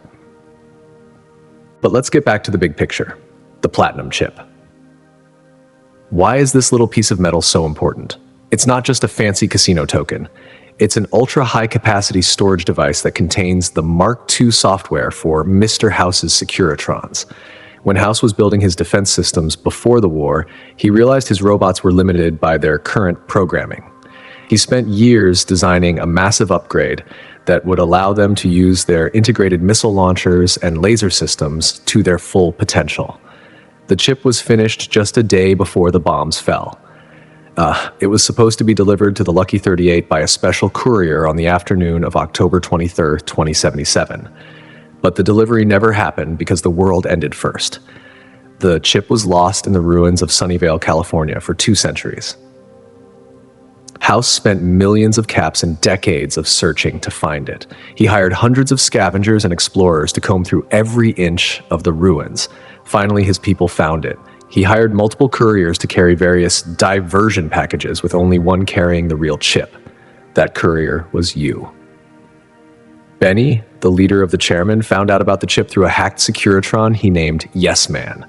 Benny is a man of immense ambition. He's tired of being Mr. House's errand boy. He wants the strip for himself. He intercepted you, shot you, and took the chip, thinking he had won. But Benny didn't understand the full scale of House's vision. Nor did he count on a courier who was too stubborn to stay dead. The struggle for the chip is the struggle for the soul of New Vegas. With it, House can become a god. Without it, he's just a man in a box with a dwindling power supply. The chip represents the old world peak of technology, the kind of stuff they were making just before the end. It's a reminder of how far humanity had come and how quickly it all went away.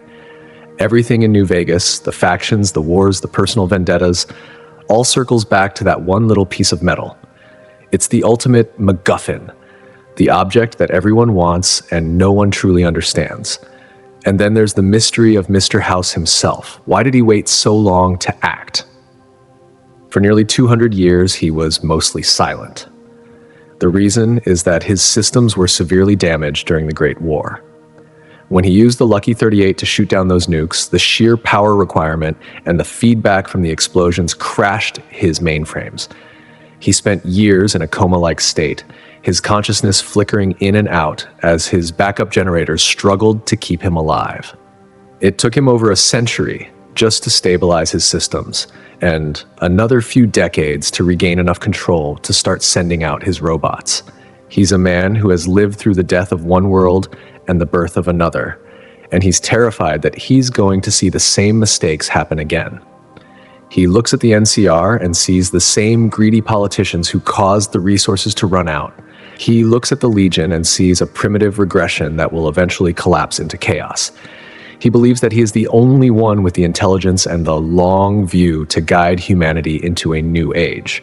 Whether he's a savior or a tyrant depends on who you ask, but there's no denying that he is the most powerful mind in the wasteland.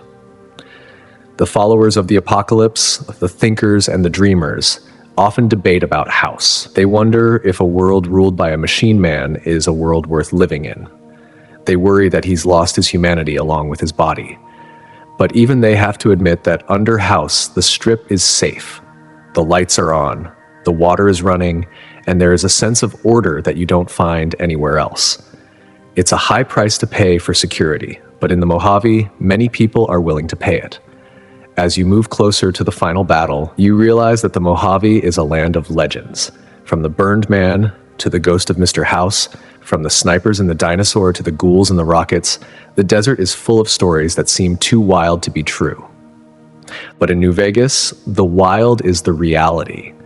You are the one who gets to walk through these stories, and you are the one who gets to decide how they end. Think about the town of Good Springs for a moment. It's where your journey began, and it's a place that perfectly captures the frontier feel of the game. You have Ringo, a trader for the Crimson Caravan, hiding from a gang of powder gangers led by Joe Cobb.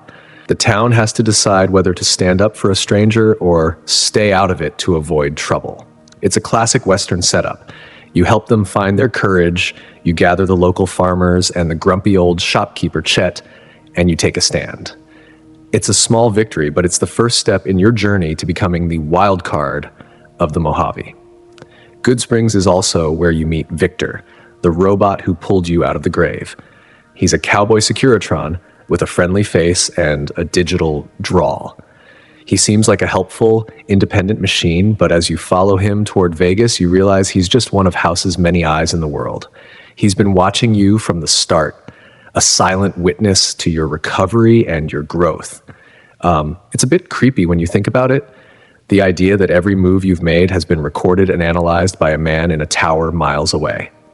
The journey from Good Springs to the Strip is a journey through the heart of the wasteland's conflicts. You see the ruins of the NCR's attempts at order, the smoldering remains of Legion raids, and the desperate lives of the people caught in between. You learn that the Great War wasn't just something that happened 200 years ago. It's a war that is still being fought every single day. One of the most fascinating places you'll visit is the Sunset Sarsaparilla headquarters. It's a temple to pre-war marketing and consumerism. You meet Festus, the robot who tells you the legend of the star caps. It's a quest that takes you all across the desert, hunting for those little blue-marked caps, fueled by the promise of a fabulous prize. And when you finally collect them all, the prize is almost perfectly disappointing. It's a bunch of deputy badges and a story. It's a meta-commentary on the nature of quests in games, but it's also a commentary on the old world. They were so good at selling the dream that even 200 years after the world ended, people are still killing each other for a marketing gimmick. But even a marketing gimmick can have value if it leads you to something like Pew Pew, the unique laser pistol hidden in the prize vault. In the Mojave, everything has a price and everything has a story. Whether you're collecting bottle caps or nuclear warheads, you're part of a cycle of greed and ambition that never changes. As we look toward the next part of the story, we'll explore the dark secrets of the vaults even further, especially Vault 34 and the origins of the Boomers. We'll look at the hidden history of the Brotherhood and their failed wars. And we'll dive into the specific details of the factions that didn't make it to the Strip, the outcasts and the rebels who are still trying to find their place in the sun. The desert is big, and there are still so many secrets buried in the sand. Just remember, as you walk through the ruins and the neon, that every person you meet is a piece of the puzzle. From the King of Freeside to the Caesar of the East, everyone is trying to rebuild the world in their own image. And in the middle of it all is the Courier, the only one who can truly see the whole board. The stakes are getting higher, the players are getting more desperate, and the final hand is about to be dealt. Keep your eyes open and your weapons ready. The Mojave doesn't forgive mistakes, and it doesn't give refunds. This is New Vegas, and the game is just getting interesting. Let's think about the 188 trading post for a moment. It's just a bridge over a highway, but it's one of the most important hubs in the game. It's where the NCR meets the independent traders, and it's where you meet Veronica, the Brotherhood scribe. It's a place that shows the messy reality of the wasteland economy. You see people from all walks of life, scavengers, soldiers, travelers, all crossing paths in a neutral zone. It's a reminder that even in a world of war, people still need to trade, eat, and find a place to rest. It's these small, quiet moments that make the Mojave feel like a real place, not just a game world. And as you stand on that bridge and look toward the Strip, you can see the Lucky 38 shining in the distance. It looks so close, but it's a world away. Between you and those lights are miles of danger, factions with long memories, and a history that is still being written. The journey is far from over, and the secrets are only getting deeper. So take a breath, check your map, and get ready for whatever comes next. The desert is waiting, and it has so much more to tell you. If we take a step back from the dusty trails of the Mojave and the bright lights of the Strip, there is a whole other story worth telling. The story of how this massive, complicated world was actually built.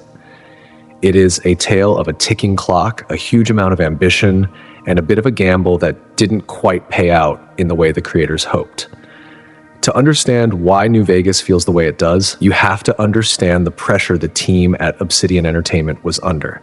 They didn't have years and years to craft this masterpiece. While most big RPGs get 4 or 5 years of development, the team at Obsidian had exactly 18 months. Think about that for a second.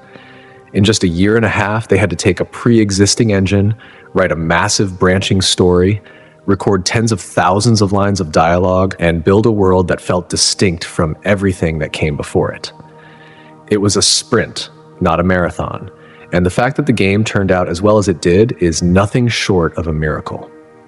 One of the most fascinating what-ifs of the development process involves who you were actually going to play as. Early on in the design phase, the developers had this wild idea that you wouldn't just be a human. They seriously considered allowing the player to choose their species at the start of the game. You could have been a human, sure, but you also could have been a ghoul or even a super mutant. Imagine strolling into the Lucky 38 as an 8-foot-tall green giant or a raspy-voiced survivor from the pre-war era.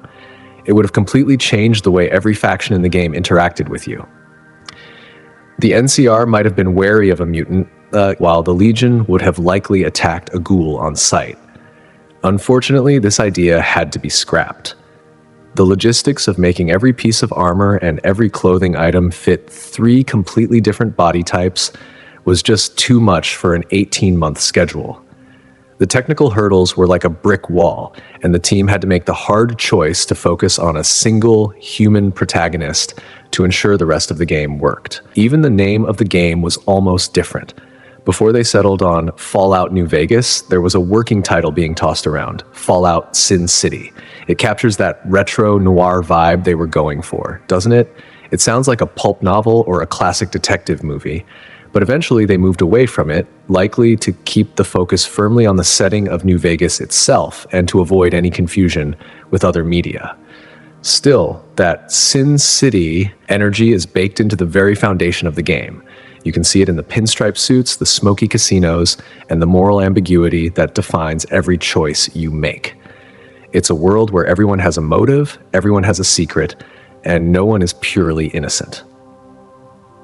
The development of New Vegas is also famous for a bit of a tragedy involving a number. When Obsidian signed the contract to make the game, there was a special clause included. If the game reached a score of 85 or higher on the review aggregator site Metacritic, the studio would receive a significant financial bonus. This wasn't just a little extra pocket money, it was a life-changing amount for an independent studio. When the reviews started coming in, the scores were overwhelmingly positive. People loved the writing, the characters, and the freedom. But because the game was made so quickly, it launched with a fair share of technical hiccups and bugs. Those issues dragged the average score down just a tiny bit. When the dust finally settled, the Metacritic score sat at exactly 84, just one single point away from the bonus. It is one of the most heartbreaking stories in the industry. A team pouring their hearts into a game, creating a cult classic that people would play for decades, only to miss out on a massive reward because of a single point. It's the kind of bad luck that would feel right at home in a Vegas casino. Despite the tight schedule and the technical struggles, the team managed to accomplish something that still boggles the mind today. They recorded over 65,000 lines of voiced dialogue. To put that in perspective, that's about 50% more than what was in Fallout 3. They wanted the world to feel alive, to feel like every person you met had something unique to say. Because the main character is silent, every single one of those 65,000 lines had to be spoken by an NPC or a narrator. They had multiple recording studios running at the same time, day and night, just to get through the script. It was a massive undertaking, and it required a cast of voice actors that was both huge and incredibly talented. They didn't just hire random people either. They brought in some heavy hitters to give the Mojave its voice. Take Mr. New Vegas, the smooth-talking DJ you hear on the radio. They didn't just find someone who sounded like a Vegas legend. They hired an actual Vegas legend. Wayne Newton, often called Mr. Las Vegas himself, provided the voice for the radio host. His silky professional tone is the perfect backdrop for wandering through the desert. Then you have Matthew Perry, yes, the star of the TV show Friends. He was such a huge fan of the series that he actually talked about his love for Fallout 3 on a national talk show, even mentioning how he played it so much he hurt his hand. When the developers heard that, they reached out and offered him the role of Benny instead of the man in the checkered suit. Perry brought a perfect mix of charm and sleaze to the character, making Benny someone you kind of want to hang out with, even though he shot you in the head. The cast list goes on and on. You have Danny Trejo as Raul, the world-weary ghoul mechanic. You have Felicia Day as Veronica, the Brotherhood of Steel scribe with a heart of gold and a power fist to match. You have Zachary Levi as Arcade Gannon, and even Michael Dorn, famous for playing Worf in Star Trek, returning as the super mutant Marcus. Even the legendary Chris Christopherson lent his voice to Chief Hanlon. The sheer amount of star power in the game is incredible, but it never feels like stunt casting. Every actor feels perfectly suited to their role, adding a layer of professional polish to a world that was built in a whirlwind of 18 months. But why was the game so buggy at launch? A lot of it comes down to that tight schedule, but there were also some massive technical hurdles involving the hardware of the time. The PlayStation 3 in particular was a nightmare to work with. It had a very specific way of handling its system memory, splitting it into two separate pools rather than having one big chunk that the game could use freely. This was a huge problem for the engine they were using, which was already struggling to handle the size and complexity of the Mojave. The developers spent countless hours trying to squeeze the game into the PS3's memory, often having to make sacrifices or find clever workarounds just to keep the game from crashing. It's one of the reasons why the PS3 version was notoriously more unstable than the others. They were fighting against the machine itself, trying to build a modern masterpiece on hardware that was already starting to feel outdated for what they wanted to achieve. Another piece of the puzzle that makes New Vegas feel so special is its connection to the lost history of the Fallout franchise. Before Bethesda bought the rights to the series and made Fallout 3, the original creators at Black Isle Studios were working on their own version of a third game, which was known by the name Van Buren. That project was eventually canceled, and many of the ideas were thought to be lost forever. But when Obsidian, which was staffed by many of the people who worked on those original games, got the chance to make New Vegas, they decided to bring some of those Van Buren ideas back to life. The most obvious example is Caesar's Legion. The whole concept of a Roman-themed slave army was originally designed for the canceled Van Buren project. Even the Burned Man, Joshua Graham, and the conflict at Hoover Dam had their roots in those old design documents. New Vegas was, in many ways, the spiritual successor to the Fallout 3 that never was. It allowed the developers to finally tell the stories they had been thinking about for a decade, giving the game a sense of depth and history that felt completely different from the Bethesda-led games. It felt like a homecoming for the series, a return to the complex, faction-driven storytelling that defined the original titles. One of the ways they honored that history was through the Wild Wasteland trait. In the older games, the world was full of bizarre, fourth-wall-breaking Easter eggs and pop culture references. The developers of New Vegas wanted to keep that tradition alive, but they also wanted to make sure that people who wanted a serious experience wouldn't be distracted by talking cows or alien spaceships. So they made it a choice. If you pick the Wild Wasteland trait at the start, the Mojave becomes a much weirder place. You can find the skeleton of Indiana Jones tucked inside a refrigerator in the middle of the desert, a nod to the infamous scene from the fourth movie. You can encounter a group of elderly women in dresses who are actually a gang of vicious muggers, a reference to a Monty Python sketch. You can find the remains of a CSI Miami-style crime scene, or even encounter a group of aliens who have crashed their saucer and are now wandering around with a high-powered laser gun. It's a wonderful way of acknowledging that the world of Fallout is, at its heart, a little bit insane. It adds a layer of humor and discovery that keeps the world from feeling too grim, even as you're navigating the ruins of civilization. But let's get back to the lore, because there is one place in the Mojave that represents the absolute peak of tragic storytelling and atmosphere, the Sierra Madre. This is the setting of the Dead Money expansion, and it is a masterpiece of survival horror. The Sierra Madre was a luxury resort and casino built before the war by a man named Frederick Sinclair. He was a wealthy industrialist who was deeply, obsessively in love with a woman named Vera Keyes. He didn't just want to build her a casino, he wanted to build her a sanctuary. He knew the war was coming, and he spent his entire fortune building the Sierra Madre in a remote canyon, equipping it with the most advanced technology money could buy. He installed a sophisticated environmental system, high-tech vending machines that could create food and medicine out of nothing, and a security system made of indestructible holograms. He even worked with a shadowy group of scientists to test a new kind of experimental hazmat suit and a mysterious red chemical known as the Cloud. Sinclair's plan was to lure Vera to the casino on its grand opening night, lock the doors, and keep her safe from the nuclear fire he knew was coming. But the story took a dark turn. Vera was being manipulated by Sinclair's supposed friend, Dean Domino, a bitter lounge singer who wanted to rob Sinclair's vault. Vera was supposed to help Dean break in, but she felt a crushing sense of guilt as she realized how much Sinclair actually loved her. The bombs fell before the grand opening ever happened. Sinclair died in his vault, trapped by his own security measures when he realized the betrayal. Vera died alone in her suite, and Dean Domino was left to haunt the ruins for 200 years, becoming a ghoul obsessed with a treasure he could never reach. The resort was blanketed by the Cloud, a thick, toxic red fog that kills anyone who breathes it. The workers who were wearing the experimental hazmat suits didn't die, but they didn't really survive either. The chemical reacted with the suits, fusing them to the workers' skin and turning them into the ghost people, shambling, immortal monsters who haunt the streets of the resort, unable to die unless their bodies are completely torn apart. By the time you, the Courier, are lured to the Sierra Madre by Father Elijah, the place has become a ghost story made real.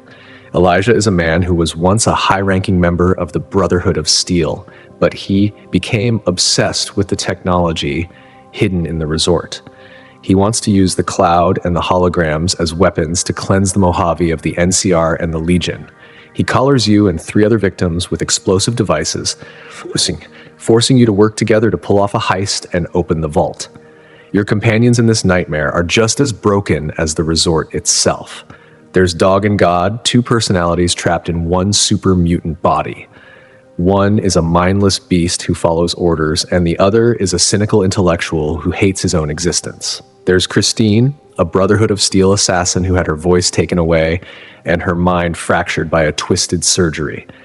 And there's Dean Domino himself, still the same arrogant, manipulative performer he was 200 years ago, now a ghoul who refuses to let go of his old grudges. The theme of dead money is perhaps the most famous in the game. Finding it, though, that's not the hard part. It's letting go. The resort is filled with gold bars, more wealth than anyone in the Mojave has ever seen. But the vault is a trap, and the cloud is closing in. If you try to take everything, if you refuse to let go of the greed and the obsession, you will die there just like Sinclair did. It's a haunting, difficult experience that forces you to confront the darker side of human nature. The Sierra Madre is a beautiful Art Deco tomb, a monument to a love that turned into a prison. The atmosphere of the Sierra Madre is unlike anything else in the game. The red fog, the eerie silence of the villa, and the flickering blue light of the holograms create a sense of constant dread. You aren't a powerful warrior here. You are a survivor, struggling to find a clean breath of air and a few scraps of food. It strips away the power fantasy of the main game and reminds you that in the world of Fallout, the biggest threats aren't always the things you can shoot. Sometimes it's the air you breathe and the weight of your own desires. When you finally leave the Sierra Madre, if you're lucky enough to make it out alive, you carry that lesson with you back to the Mojave. You've seen what happens when someone refuses to move on. When they cling to the past with a grip so tight it chokes them. It's a lesson that applies to everyone in the main game, too. Mr. House is clinging to the world of 2077. The NCR is clinging to the ideals of the 19th and 20th centuries. The Legion is clinging to the ghost of ancient Rome. Everyone is looking backward, trying to rebuild a corpse, rather than looking forward to something new. This sense of obsession is also at the heart of the Old World Blues expansion, but in a much more comedic, though still twisted way. This takes you to the Big Empty, the Big Mountain Research and Development Center. Before the war, this was the place where the most brilliant minds in America were given unlimited funding and no oversight. It was a playground for mad science. They created the cazadores, the night stalkers, and the cloud of the Sierra Madre. They were responsible for some of the most horrific and bizarre things in the wasteland. The scientists who ran the place, known as the think tank, decided that their human bodies were too fragile to continue their work forever. So they did what any sane scientist would do. They removed their brains and put them in floating robotic jars. For 200 years, they've been stuck in a loop of pointless research and petty arguments, having lost much of their sanity and their memories of what it means to be human. They've spent centuries sciencing everything they can find, including you. When you arrive at Big Mountain, they steal your brain, your heart, and your spine, replacing them with high-tech cybernetics. Old World Blues is a hilarious, over-the-top adventure that feels like a 1950s sci-fi B-movie come to life. You're talking to a group of brains who are obsessed with hand penises, fingers, and have forgotten what a foot looks like. You're fighting robot scorpions and giant cyber dogs. But beneath the jokes, there is a dark undercurrent. You realize that these scientists have lost all connection to the world they were supposed to be helping. They are so focused on the how of science that they never bothered to ask why.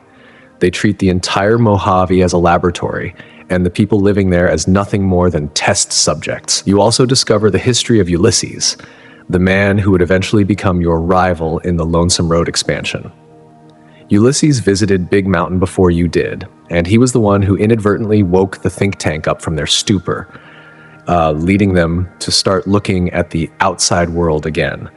He saw the horror of what they were doing, and it reinforced his belief that the world was being destroyed by the ghosts of the past. Big Mountain is a place of incredible wonders, stealth suits that talk to you, toasters that want to conquer the world, and gardens that grow overnight. But it's also a place of absolute moral bankruptcy. The contrast between the Sierra Madre and Big Mountain is fascinating. One is a grim, suffocating tomb of obsession, and the other is a brightly lit, frantic madhouse of unchecked curiosity. But both are fueled by the same thing, a refusal to let the old world die. The think tank and Frederick Sinclair are two sides of the same coin, people who use the pinnacle of human achievement to build their own private versions of hell. As you wander through the Big Empty, you find the records of their experiments. You see how they created the spore carriers that destroyed Vault 22. You see how they designed the hazmat suits for the Sierra Madre. You realize that almost every tragedy in the Mojave can be traced back to this one crater. It makes the world feel small and interconnected, a web of cause and effect that has been spinning for 2 centuries. It's a brilliant way of expanding the lore, making you realize that the monsters of the wasteland didn't just appear. They were manufactured by people who thought they were making the world better. The humor in Old World Blues is some of the best in the entire series. The dialogue with the think tank is endlessly quotable, and the interactions with your own sync electronics, like a cynical light switch or a neurotic biological research station, add a layer of personality to your home base. But even as you're laughing at the absurdity of it all, you're always reminded of the stakes. If the think tank ever figures out how to leave their crater, they will treat the rest of the world the same way they treated you. They'll start experimenting on the NCR and the Legion, and the results would be catastrophic. By the time you confront the rogue scientist Dr. Mobius at the heart of the crater, you realize that he isn't the villain you thought he was. He's the one who has been trying to keep the other brains contained.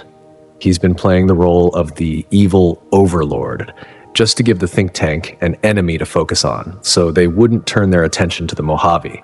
He's been protecting the world through a charade of mad science. It's a surprising, poignant twist that fits perfectly with the themes of the game. Sometimes the monsters are the ones keeping the real horrors at bay. When you finally finish the adventures in the Big Empty and the Sierra Madre, you're more than just a courier. You're a witness to the secret history of the world. You've seen the absolute best and worst of what humanity can do when it has the power to shape reality. And as you head back toward the Strip, toward that final confrontation at the dam, you carry that knowledge with you. You know that the new world being built by the NCR and the Legion is just as fragile as the old one, and it's just as prone to the same obsessions and mistakes. The story of New Vegas is a tapestry of these experiences. It's not just about who wins the war, it's about what kind of world will be left behind. Will it be a world that continues to haunt the ruins of the past, or will it be a world that finally finds the courage to let go and build something truly new? Every vault you explore, every faction you meet, and every DLC adventure you complete adds another thread to that tapestry. It's a rich, complicated, and deeply human story, told against the backdrop of a neon-lit apocalypse. And that brings us to the final, most personal chapter of your journey, the Divide. This is where the Lonesome Road leads, and it's where you finally face Ulysses, the man who has been following you since the beginning. The Divide is a place of absolute destruction, a region torn apart by earthquakes and storms that makes the rest of the Mojave look like a playground. It's a place where the earth itself is broken, and where the past comes back to haunt you in the most literal way possible. The Divide was once a thriving community called Hopeville. It was a place where people were starting to build something new, independent of the NCR and the Legion. but it was destroyed in an instant by a series of nuclear explosions that were triggered by an accidental signal. And the person who delivered the package that triggered those explosions, it was you. You don't remember it because you were just doing your job, carrying a package from one place to another. But Ulysses remembers. He saw his home destroyed by a ghost of the old world, and he blames you for it. The confrontation with Ulysses is a conversation between two people who represent the two different paths the world can take. Ulysses is obsessed with symbols and flags. He believes that the old world must be completely wiped away, that the NCR and the Legion are just repeating the same mistakes, and that the only way to save the future is to destroy the present. He wants to launch the remaining nuclear missiles in the Divide at the heart of the Republic or the Legion, believing that only a new apocalypse can break the cycle. You have to decide if he's right. You have to decide if the world is worth saving, even with all its flaws. It's a heavy, philosophical ending to the DLC stories, and it ties everything together. The lessons of the Sierra Madre and Big Mountain all lead to this moment. Do you let the past destroy the future, or do you find a way to forge a new path? The Divide is the ultimate test of your character as a courier. It's a lonesome road, but it's one that only you can walk. As we move toward the final battle at Hoover Dam, all these stories converge. The factions you've helped, the friends you've made, and the enemies you've defeated all play a role in the final outcome. The Mojave is a land of high stakes and deep history, and you are the one holding the deck. Whether you're a hero of the Republic, a conqueror for Caesar, a servant of House, or a wild card for the people, your story is what defines New Vegas. It's a game of choices, consequences, and the enduring power of the human spirit in the face of the end of the world. So, take a long look at the Strip. Feel the hum of the neon and the heat of the desert sun. Remember the stories you've heard and the places you've been.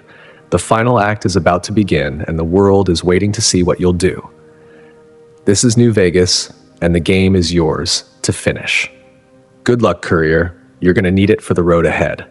And remember, in the end, the only thing that really matters is whether you can find the strength to let go of the ghosts and start living for the future.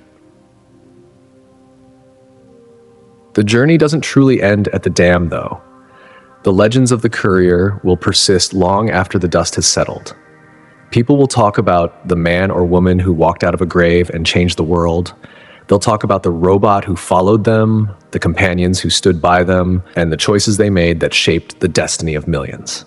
New Vegas isn't just a place, it's a story that belongs to all of us. And as long as there are people left in the wasteland, that story will continue to be told. So, as we prepare for the final chapters, keep these stories in your mind. From the desperate survival of the Sierra Madre to the mad science of Big Mountain, every piece fits together to create the most incredible world in gaming history. The desert is full of secrets, and we're just getting started. There's still so much more to see, and the final battle is just the beginning of a new chapter for the Mojave. Stay focused, stay curious, and most importantly, stay alive. The world might have ended, but the adventure is just getting started. Let's zoom in on a group that has become a symbol of resilience and tragedy in the Mojave, the Great Khans. To understand who they are in the year 2281, you have to look back at their history, which stretches all the way to the very beginning of the post-nuclear world. They weren't always the Great Khans. They started simply as the Khans, one of the most vicious raider gangs in the ruins of California. They were the kind of people who lived by the blade and the gun, taking whatever they wanted from the early settlers of the Boneyard and Shady Sands.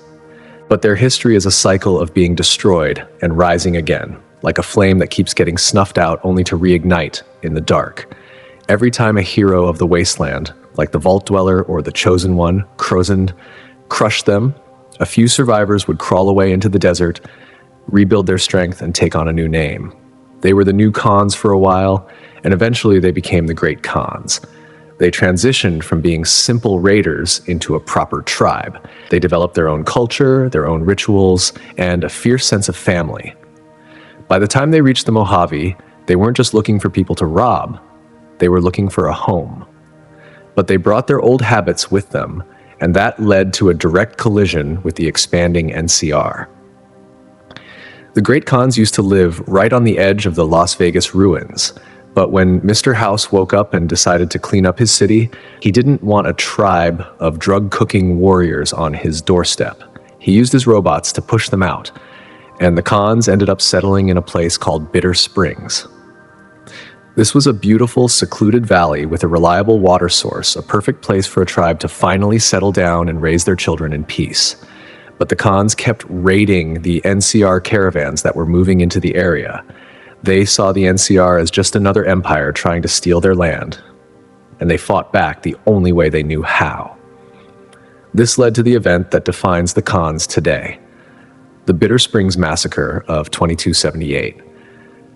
The NCR had finally had enough of the Khan raids. They planned a massive strike to wipe out the tribe's fighting force. They sent in the elite 1st Recon snipers and multiple battalions of infantry. They surrounded the valley and began their assault, but the tactical information they had was deeply flawed. They believed they were attacking a camp of warriors, but the valley was actually full of the tribe's non-combatants. We are talking about nursing mothers, elderly grandparents, and children who had never held a weapon in their lives. As the NCR soldiers moved in from the front, the Khans tried to evacuate their families through a narrow pass at the back of the valley. But the NCR snipers had that pass in their sights. They had orders to shoot anyone who tried to escape. In the chaos and the smoke, the soldiers didn't realize they were shooting at civilians. They kept firing until the pass was choked with bodies. By the time the command to cease fire was given, the heart of the Great Khan tribe had been cut out. The massacre left a permanent scar on the soul of the Mojave. For the Khans, it was an unforgivable act of genocide. They retreated to the rocky walls of Red Rock Canyon, a place that is as harsh and unforgiving as their new outlook on life. They stopped trying to build a society and went back to what they were best at, making trouble. They became the primary manufacturers of chems for the entire region, selling their products to the fiends and anyone else who wanted to forget the world for a while. They are a bitter, grieving people, led by Papa Khan, a man who is so blinded by his hatred for the NCR that he is willing to ally with Caesar's legion just to see the Republic burn. But the tragedy of Bitter Springs haunts the NCR too. Every soldier who was there carries a piece of that day with them. Craig Boone, the sniper you meet in Novak, was one of the men on those cliffs. He doesn't talk about it, but the guilt is what drives him. It's why he left the military, and it's why he can't find peace. Even the high-ranking officers try to bury the memory, but it keeps bubbling to the surface. It's a reminder that when you try to bring civilization to a place through force, you often end up becoming the very monsters you claimed you were fighting. Red Rock Canyon itself is a fascinating location. It's a natural fortress of red stone where the Khans have set up their tents and their chemical labs. When you walk through the camp, you see the remnants of their warrior culture. They have a longhouse where they hold their meetings, and they have an arena where they test their strength. They are a proud people who value toughness above all else. But you also see the sadness. You see the memorials to those lost at Bitter Springs, and you see a younger generation that is tired of the cycle of violence. People like Regis, Papa Khan's right-hand man, realize that an alliance with the Legion is a suicide pact. He knows that Caesar doesn't want allies, he wants slaves. He knows that once the Legion is done using the Khans to fight the NCR, they will absorb the tribe and erase their name just like they did to the other 86 tribes. Your role as the Courier is often to help the Khans see the truth. You can help them find a way to leave the Mojave entirely, to head north and find a new land where they can finally be the great Khans they were meant to be, without the ghosts of the past dragging them down. Now, let's shift our focus to another group that is struggling with its own legacy of war and technology, the Brotherhood of Steel. In the Mojave, the Brotherhood is a shadow of its former self. To understand why they are hiding in a bunker, you have to look at their history with the solar power plant known as Helios 1. Before the NCR arrived in force, the Brotherhood of Steel was the dominant technological power in the region. They were led by a man named Father Elijah, an elder who was as brilliant as he was unhinged. Elijah wasn't interested in just preserving technology. He wanted to find the ultimate weapon. He became obsessed with Helios 1 because he believed the facility was more than just a power plant. He discovered that it was linked to an ancient pre-war orbital weapon system called Archimedes 2. He believed that if he could activate that system, the Brotherhood would have a death ray from the sky that could protect them forever.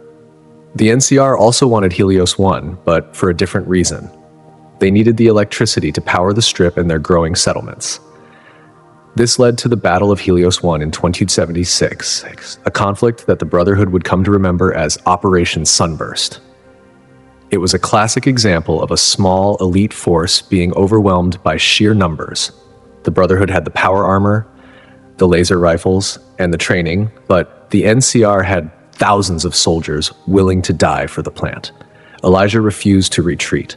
He was so close to unlocking the secrets of Archimedes that he ordered his knights and paladins to hold their ground at all costs. The battle was a slaughter. The Brotherhood was pushed back into the heart of the facility, fighting room to room. When it became clear that the plant was lost, Elijah didn't lead a glorious last stand. He simply disappeared. He fled through the tunnels, leaving his people leaderless in the middle of a massacre. The man who stepped up to save what was left was Nolan McNamara. He gathered the survivors and led a fighting retreat to the hidden bunkers of Hidden Valley. He became the new elder. The experience broke the spirit of the chapter. McNamara placed the entire Brotherhood under a permanent lockdown. He ordered that no one leave the bunker without permission, and he cut off all contact with the outside world. He believed that the only way for the Brotherhood to survive was to become invisible. By the time you find them in 2281, the Brotherhood is a faction in crisis. They are running out of supplies, their equipment is starting to fail, and the isolation is driving them mad. There is a massive internal struggle between McNamara and a younger paladin named Hardin. Hardin believes that the lockdown is a coward's path. He wants to return to the surface, reclaim their lost technology by force, and continue the war with the NCR. He represents the old ways of the Brotherhood, the aggressive, uncompromising knights who believe they are the only ones fit to own a laser rifle. McNamara, on the other hand, is a realist. He knows that if the Brotherhood reveals themselves, the NCR will finish what they started at Helios 1. He is trying to keep his family alive, even if it means they have to live like rats in a hole. Your interactions with the Brotherhood are a deep dive into the philosophy of power. You can help McNamara find a way to make peace with the NCR, a move that is considered heresy by many in the Brotherhood, or you can help Hardin take control and lead them into one final doomed battle. And then there's the ghost of Father Elijah himself. While his people were suffering in the bunker, Elijah was wandering the wasteland looking for a new source of power. His journey eventually led him to the Sierra Madre and the events we talked about earlier. He is a tragic figure in Brotherhood history, a man whose genius was outweighed only by his arrogance. He represents the danger of the Brotherhood's mission. When you become so obsessed with the tools of the past, you lose sight of the people you are supposed to be protecting. The Brotherhood's presence in the Mojave is a constant reminder that technology is a burden. They carry the most advanced weapons in the world, but they are prisoners of their own secrets.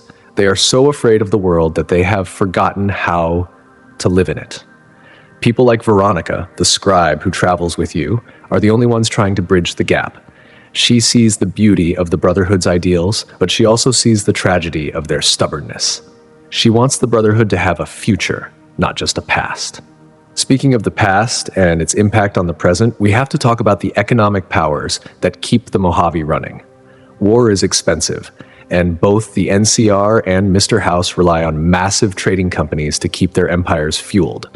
The two biggest players are the Crimson Caravan and the Gun Runners.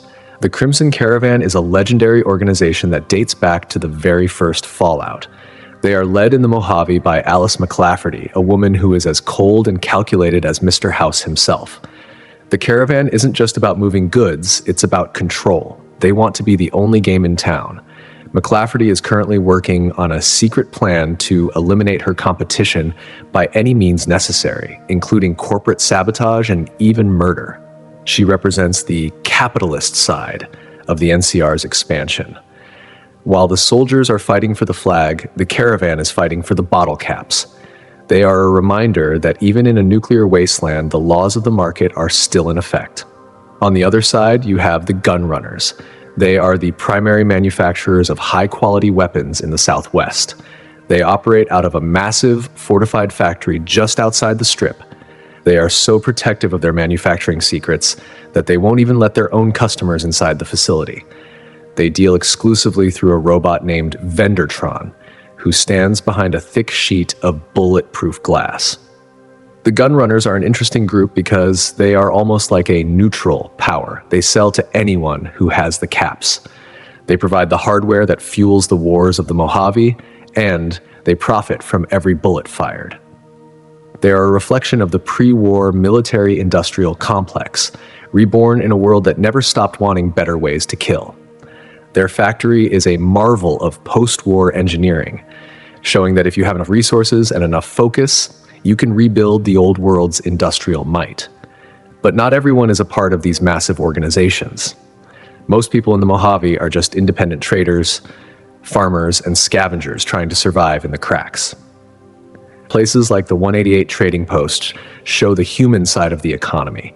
It's a place where a kid like Forecaster can sit under a bridge and tell your fortune, or where a girl like Veronica can dream about finding a new dress. It's a hub of gossip, rumors, and small-time deals. It reminds you that the big history of wars and empires is built on top of thousands of small histories of people just trying to find their next meal. And as you move through these places, you start to see the physical toll that the NCR's presence is taking. Take a look at Camp Forlorn Hope. The name says it all. It's a miserable, muddy camp where the soldiers are literally dying of exhaustion and hunger. The medical tent is overflowing, the morale is non-existent, and the commander, Major Palatli, is doing his best to keep the line from collapsing. Forlorn Hope is the reality of the NCR's war. It's not the glorious parades and shady sands, it's the slow, grinding misery of a conflict that the Republic wasn't prepared for. Compare this to the Legion's camps, like Cottonwood Cove. It's a former resort town that the Legion has turned into a staging ground for their raids across the river. It's clean, it's organized, and it's terrifying. You see the slaves being held in cages, the decanooses drilling their troops, and the sheer discipline of a force that knows exactly why it's there. The Legion doesn't have supply lines in the traditional sense. They live off the land and what they take from their enemies. They are a lean, hungry predator compared to the bloated, tired bear of the NCR. This brings us to the tragedy of Camp Searchlight. Once a bustling NCR outpost, it was turned into a radioactive nightmare by a single Legion raid. The Legion didn't use bombs. They used the old world's own trash. They broke open the radioactive waste containers in the town, flooding the area with lethal levels of radiation. Most of the NCR soldiers were turned into mindless ghouls instantly, trapped in their uniforms and their bunkers. Now, the town is a glowing green tomb, a constant reminder of how easily the Legion can turn the NCR's own environment against them. The Mojave is a land of these contrasts. For every shining light on the Strip, there's a glowing ruin like Searchlight. For every elite ranger in a gas mask, there's a starving conscript at Forlorn Hope. For every brilliant scientist in a bunker, there's a drug-addicted fiend in a vault. It's a world that is pulling itself apart even as it tries to rebuild. And in the middle of it all is the Courier, walking the roads and making the connections. You are the one who sees the Khan's pain and the Brotherhood's fear. You are the one who deals with Alice McClafferty's greed and Major Palatli's desperation. You are the only one who truly understands the cost of the war because you are the one who has to pay it in every town you visit. Let's talk a little more about the average life of a settler. Think about the sharecropper for farms near the Vegas ruins. These are people who were promised a new life by the NCR. They were given land and seeds in exchange for a portion of their crops. But the water is being diverted to the Strip, the soil is failing, and the bureaucracy is making it impossible for them to even fix a leaky pipe. They are the working class of the New World, and they are being squeezed by the very government that claimed it was saving them. Their struggle is just as important as the battle for the dam, because they are the ones who will have to live with whatever happens next. And we can't forget the followers of the apocalypse and their mission of mercy. People like Arcade Gannon represent the intellectual side of the struggle. Arcade is a doctor with a secret past. His father was a member of the Enclave, that shadowy group from the old world. He carries that secret like a heavy weight, trying to atone for his family's sins by helping the poor and the sick in Freeside. He's a man who believes in the power of people, not nations. He's cynical about the NCR, he's horrified by the Legion, and he's wary of Mr. House. He wants a world where no one is in charge, a world of true cooperation. The followers are the only group in the game that truly values knowledge for its own sake. They aren't trying to build a weapon, they are trying to rebuild humanity. But in a world as violent as the Mojave, their pacifism is often their greatest weakness. They are constantly at the mercy of the gangs in Freeside and the whims of Mr. House. They are the beautiful losers of the wasteland, people who have all the right answers but none of the power to implement them. As you navigate these complex social webs, you realize that New Vegas isn't just a game about shooting things. It's a game about politics, history, and the enduring complexity of the human heart. Whether you're helping a ghoul find his lost love or deciding the fate of an entire tribe, every interaction adds a layer to your understanding of this world. The Mojave is a place where every flag has a stain and every hero has a flaw. One of the most interesting minor factions is the Kings in Freeside. We talked about them before, but they are worth another look. They represent a very specific kind of rebellion. They aren't trying to change the world, and they just want to be cool and look out for their friends. Their leader, the king, is a man who found a voice in the ruins of the past and used it to give his people a sense of dignity. In a world of soldiers and slaves, the kings are just guys who like rock and roll and pompadours. It's a small, silly thing, but it's a form of resistance against the drab, gray reality of the apocalypse.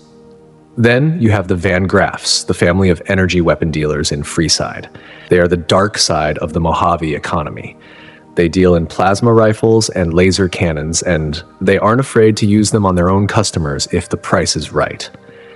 They are in a constant cold war with the Crimson Caravan, showing that even the business side of Vegas is a bloody and dangerous game.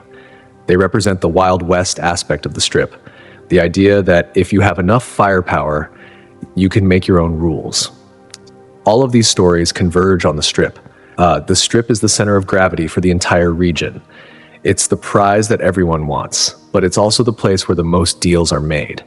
You see the NCR ambassadors trying to negotiate with Mr. House, the Legion spies lurking in the shadows, and the three families plotting their next move. The Strip is a pressure cooker, and you are the one holding the lid down. As we head toward the next part of our exploration, we'll look into the hidden lore of the vaults even deeper, especially the story of Vault 34 and the origins of the Boomers. We'll look at the specific history of the Mark II software and what it really means for Mr. House's vision. And we'll dive into the personal stories of your companions, the people who walk the lonesome road with you. The Mojave is full of secrets, and every time you think you've figured it out, you find a new ruin or a new recording that changes everything. The history of the world didn't stop in 2077. It just took a very long, very violent turn. And as you walk through the dust and the neon, you are the one who gets to decide which of these stories will endure and which will be buried in the sand forever. Just remember as you look out over the desert that the Great War was just the beginning. The real struggle is what happens next. The bear is hungry, the bull is angry, and the man in the tower is waiting. And you, the courier, are the only one who can decide who gets the jackpot. So keep your eyes on the horizon and your finger on the trigger. The game is about to get very real, and the stakes couldn't be higher. This is New Vegas, and the road to Hoover Dam is calling your name. Think about the silence of the desert at night. It's a heavy, expectant silence, filled with the ghosts of the people who used to live here. You see the campfires of the NCR, the red glow of the Legion's banners, and the bright, artificial light of the Strip. It's a beautiful and terrifying sight. It's a world that is trying so hard to be something again, to have a name and a purpose. And as you stand there, the wind whipping at your coat, you realize that you aren't just a witness to this history. You are the one writing it. Every step you take, every choice you make is a word on the page. So take a breath. Check your gear. Look at your map one last time. The desert is big and the secrets are deep, but you have a job to do. You have a package to deliver, even if that package is the future itself. And as the moon rises over the mountains and the first rays of the neon hit the sand, you know that the journey is just getting started. There is so much more to discover, and the road ahead is full of surprises. This is New Vegas, and the game is yours to win or lose. When we talk about the soul of the Mojave, we have to talk about the people who walk alongside you. The companions in New Vegas are not just extra guns or pack mules for your extra gear. They are living, breathing embodiments of the wasteland's history, and each one carries a heavy burden of trauma, regret, and hope. If you want to understand the true cost of the wars between the bear and the bull, you have to look into the eyes of the people who have lost everything to those flags. These individuals are the connective tissue of the story, linking the grand politics of Mr. House and Caesar to the gritty reality of life on the ground. Take Rose of Sharon Cassidy, or just Cass as most people know her. When you find her sitting at a bar in the Mojave outpost, staring into a bottle of whiskey, you aren't just looking at a grumpy trader. You are looking at the end of a legacy. Cass is the daughter of John Cassidy, a legendary companion from the old days of Fallout 2 who ran a bar in Vault City. She inherited his name, his tough-as-nails attitude, and his caravan company, Cassidy Caravans. But in the world of 2281, the independent trader is a dying breed. The Mojave is being squeezed by two massive corporate giants, the Crimson Caravan and the Van Graffs. Cass's entire fleet of Brahmin and wagons was wiped out in a series of mysterious attacks that left her with nothing but a pile of debt and a deed to a company that only exists on paper. Her personal quest, Heartache by the Number, is a deep dive into the dark underbelly of NCR capitalism.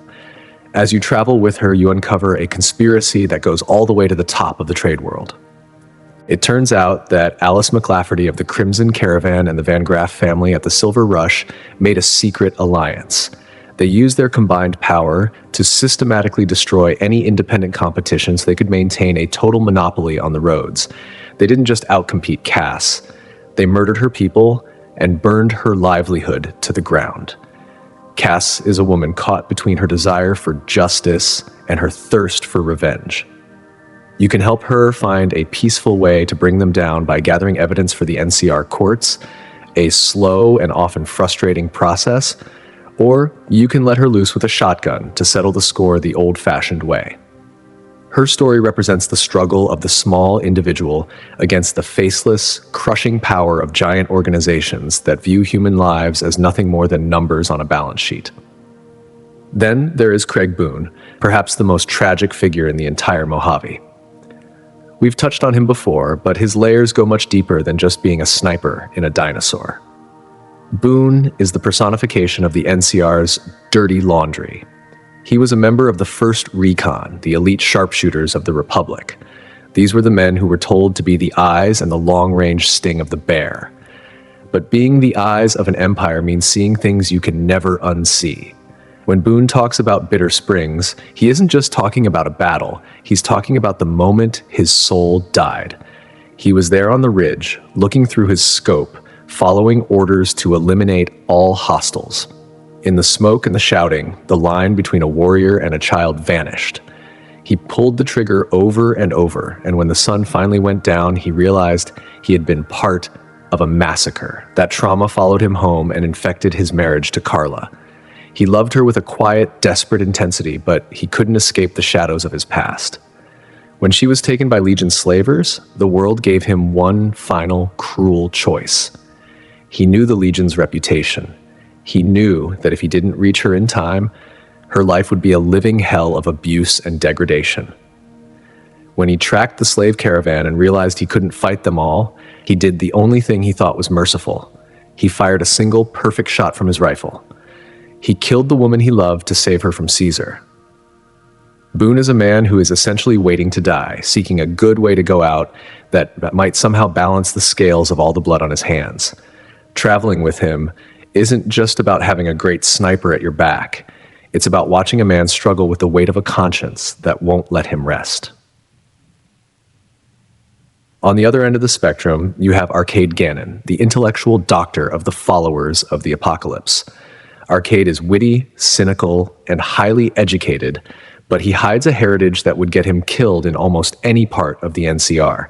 He is the son of the Enclave. His father was an officer at the Navarro base, part of that shadowy organization that tried to cleanse the world of mutants in the older games.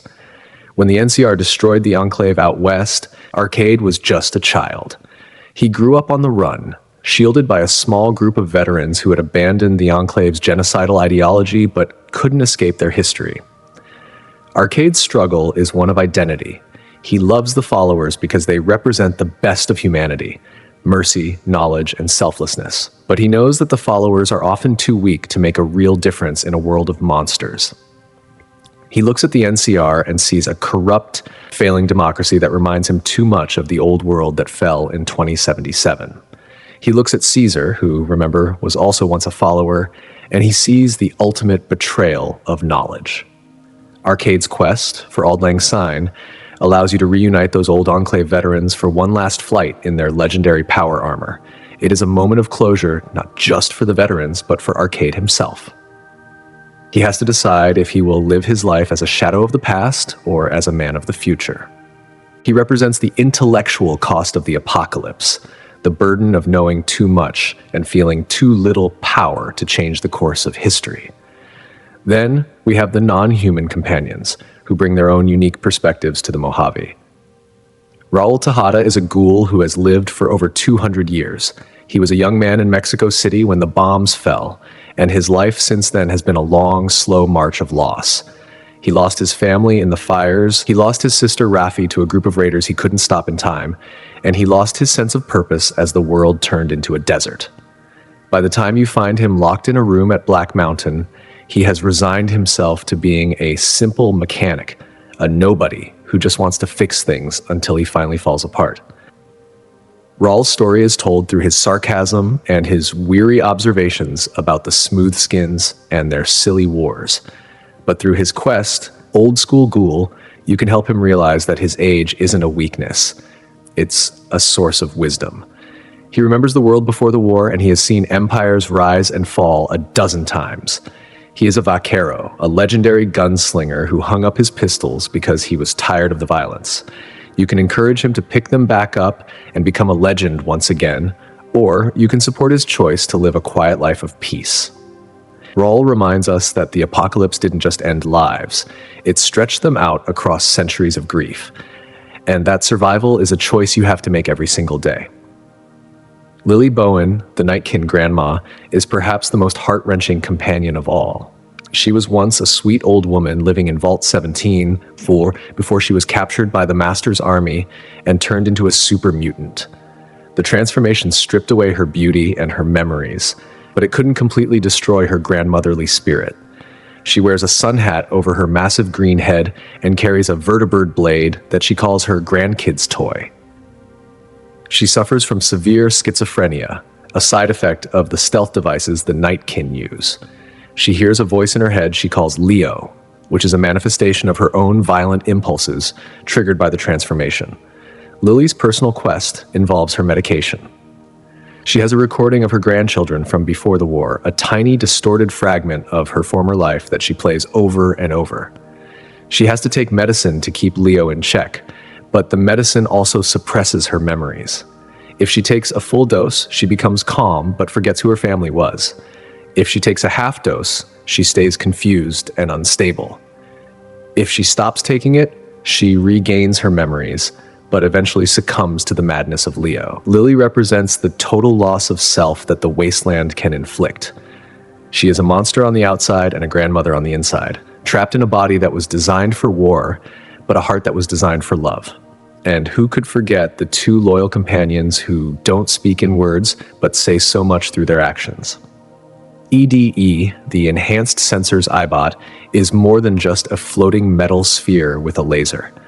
He is a piece of Enclave technology from the East, sent on a cross-country mission by a scientist who loved him like a son.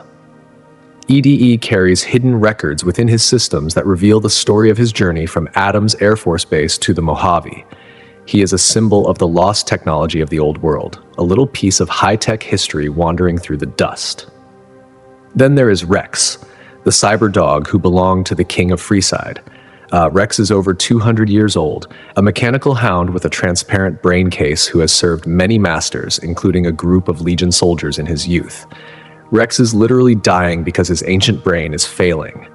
His quest involves finding a new brain for him, either from a loyal guard dog, a vicious raider hound, or a Legion pack leader. Your choice for Rex's new brain changes his personality and his abilities, showing that even a machine animal is shaped by the history it inherits. All these individuals paint a picture of a Mojave that is deeply, painfully human.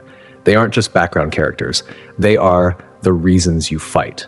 When you stand on the dam and look at the flags, you aren't just thinking about Mr. House or Caesar.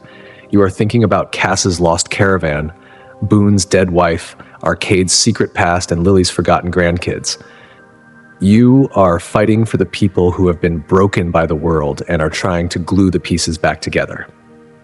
Beyond the companions, the social fabric of the Mojave is held together by groups like the Followers of the Apocalypse. They are the true unsung heroes of the Wasteland. While the NCR is building tax offices and the Legion is building crosses, the Followers are building clinics. They are a secular, pacifist organization that believes knowledge should be free for everyone. They started in the boneyard of Los Angeles and have spread eastward, following the trails of the expansion. In New Vegas, they operate out of the old Mormon fort in Freeside, a place that is constantly overflowing with refugees, addicts, and the sick. Julie Farkas, the leader of the Followers in Vegas, is a woman of incredible patience. She has to deal with the local gangs, the indifference of Mr. House, and the mounting pressure from the NCR, all while trying to keep her people fed and supplied. The Followers are in a constant state of crisis. They don't have enough medicine, they don't have enough food, and they certainly don't have enough protection. They represent the soft power of civilization, the idea that you can build a society through education and healthcare, rather than bullets. But as Arcade Gannon often points out, being an idealist in a world of killers is a very dangerous game. The Followers have a complicated relationship with the NCR. The Republic officially tolerates them because they provide services the government is too cheap or too busy to handle. But the NCR military sees the Followers as a bunch of naive troublemakers who often harbor political dissidents. There is a great deal of tension between the two groups, especially when it comes to resources. The NCR wants the water and power of the Mojave for its own expansion, while the Followers want it to help the local population in Freeside. It's a classic conflict between national interest and humanitarian need. And then there's the dark shadow that hangs over the Followers, the fact that they created Caesar. They taught Edward Sallow how to read, how to think, and how to understand history. They gave him the tools he used to build an empire of blood. This is a source of deep shame for the older members of the organization. They feel responsible for the monster he became. It reinforces their fear that knowledge, when given to the wrong person, can be more destructive than any nuclear bomb. The Followers are a reminder that in the Wasteland, even the most noble intentions can have horrific consequences. In the middle of all this social and political turmoil are the power brokers of the economy. We've mentioned the Crimson Caravan and the Van Graffs, but their influence cannot be overstated. Alice McLafferty is the face of the new corporate reality. She is a woman who would sell her own grandmother if it meant an extra 2% profit for the company. She represents the shift from the frontier economy of independent traders to the monopoly economy of a growing nation. The Crimson Caravan is the lifeblood of the NCR. Without their wagons, the army would starve in a week. This gives them immense political power, which they use to crush anyone who stands in their way. The Van Graffs are even more dangerous. They are a family from New Reno who specialize in energy weapons. They run the Silver Rush in Freeside, a place where you can buy a plasma rifle as easily as a bottle of water, provided you have the caps. They are ruthless, arrogant, and violent. They use their high-tech weaponry to intimidate their rivals and maintain their grip on the market. The alliance between McLafferty and the Van Graffs is a match made in hell. One provides the logistics and the other provides the firepower. Together, they represent a version of the future that is just as cold and calculating as Mr. House's vision, but with more blood on the boardroom floor. But not every town is part of this massive economic machine. Take Primm, for example. Primm is a town that was built on tourism and gambling, much like Vegas itself, but on a smaller scale. It's the home of the Bison Steve and the Vicky and Vance casinos. When you first arrive there, the town is a disaster zone. The NCR was using a group of prisoners from the nearby correctional facility to work on the railroad, but the prisoners, known as the Powder Gangers, staged a bloody revolt. They took over the prison, stole all the dynamite, and began terrorizing the local area. The story of the Powder Gangers is a fascinating look at the failures of the NCR justice system. The Republic was using penal labor to build its infrastructure, effectively turning prisoners into slaves. It was a system ripe for abuse and corruption. When the guards became too complacent or too cruel, the prisoners fought back. Now led by a man named Eddie, the Powder Gangers are a chaotic, destructive force. They don't have a grand plan. They just want to stay out of jail and blow things up. They represent the blowback of the NCR's aggressive expansion. The situation in Primm is a microcosm of the whole game. You have the local citizens hiding in a casino, terrified of the criminals outside. You have an NCR sergeant who wants to help, but doesn't have the orders or the men to do anything. And you have a town that has lost its leadership and its hope. You, the Courier, are the one who has to break the stalemate. You can help the NCR take over, you can find a new sheriff, or you can even side with the convicts if you're feeling particularly villainous. Every choice you make in Primm ripples outward, affecting the safety of the roads and the reputation of the Republic. Further north, in the heart of the ruins, you find the fiends and the tragic remains of Vault 3. As we mentioned, Vault 3 was one of the few vaults that actually worked the way it was supposed to. It was filled with peaceful people who lived in harmony for generations. When they finally opened their doors, they thought they were bringing a message of peace and cooperation to the world. Instead, they were slaughtered by the fiends, a group of drug-crazed raiders who have no sense of mercy or morality. The leader of the fiends, Motor Runner, lives in the maintenance section of the vault, surrounded by the bodies of the original residents. The fiends are a product of the absolute desperation and addiction that plagues the Mojave. They are fueled by the chems they get from the great cans, and they spend their days in a state of violent mania. They are the ultimate scavengers, picking the bones of the old world clean and leaving nothing but filth in their wake. Vault 3 is a silent tomb, a reminder that in the wasteland, being good is often not enough to survive. You need to have the strength to protect your ideals, or the world will simply eat you alive. And speaking of strength and isolation, we have the story of Black Mountain. High above the Mojave, this old radio station has become the headquarters of a group of nightkin and super mutants led by Tabitha. Tabitha is a second-generation super mutant who is completely insane. She has created a state of Utobetha, a mystical land where mutants can live without being bothered by battle cattle, humans, or dum-dums. She broadcasts a radio show where she talks to her best friend, Rhonda, who is actually a broken Protectron robot. The story of Black Mountain is both funny and deeply sad. Tabitha is a victim of the same stealth device-induced madness that affects Lily Bowen. She is paranoid, aggressive, and totally detached from reality. She has enslaved a few humans to fix her equipment and has created a cult of personality around herself. The mountain is a dangerous place, filled with traps and heavily armed mutants, but it's also a place of pathetic loneliness. Tabitha just wants someone to talk to, even if that someone is a pile of rusty metal. When you reach the top of the mountain, you have the chance to fix Rhonda and reunite the two friends, or you can end Tabitha's reign of terror once and for all. It's another example of how New Vegas takes a monster and gives them a tragic human backstory.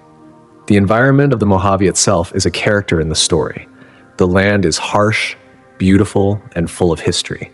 From the snowy peaks of Mount Charleston, where Jacobstown sits, to the irradiated pits of the crashed vertibird site, the landscape tells a story of a world that was broken and is trying to heal.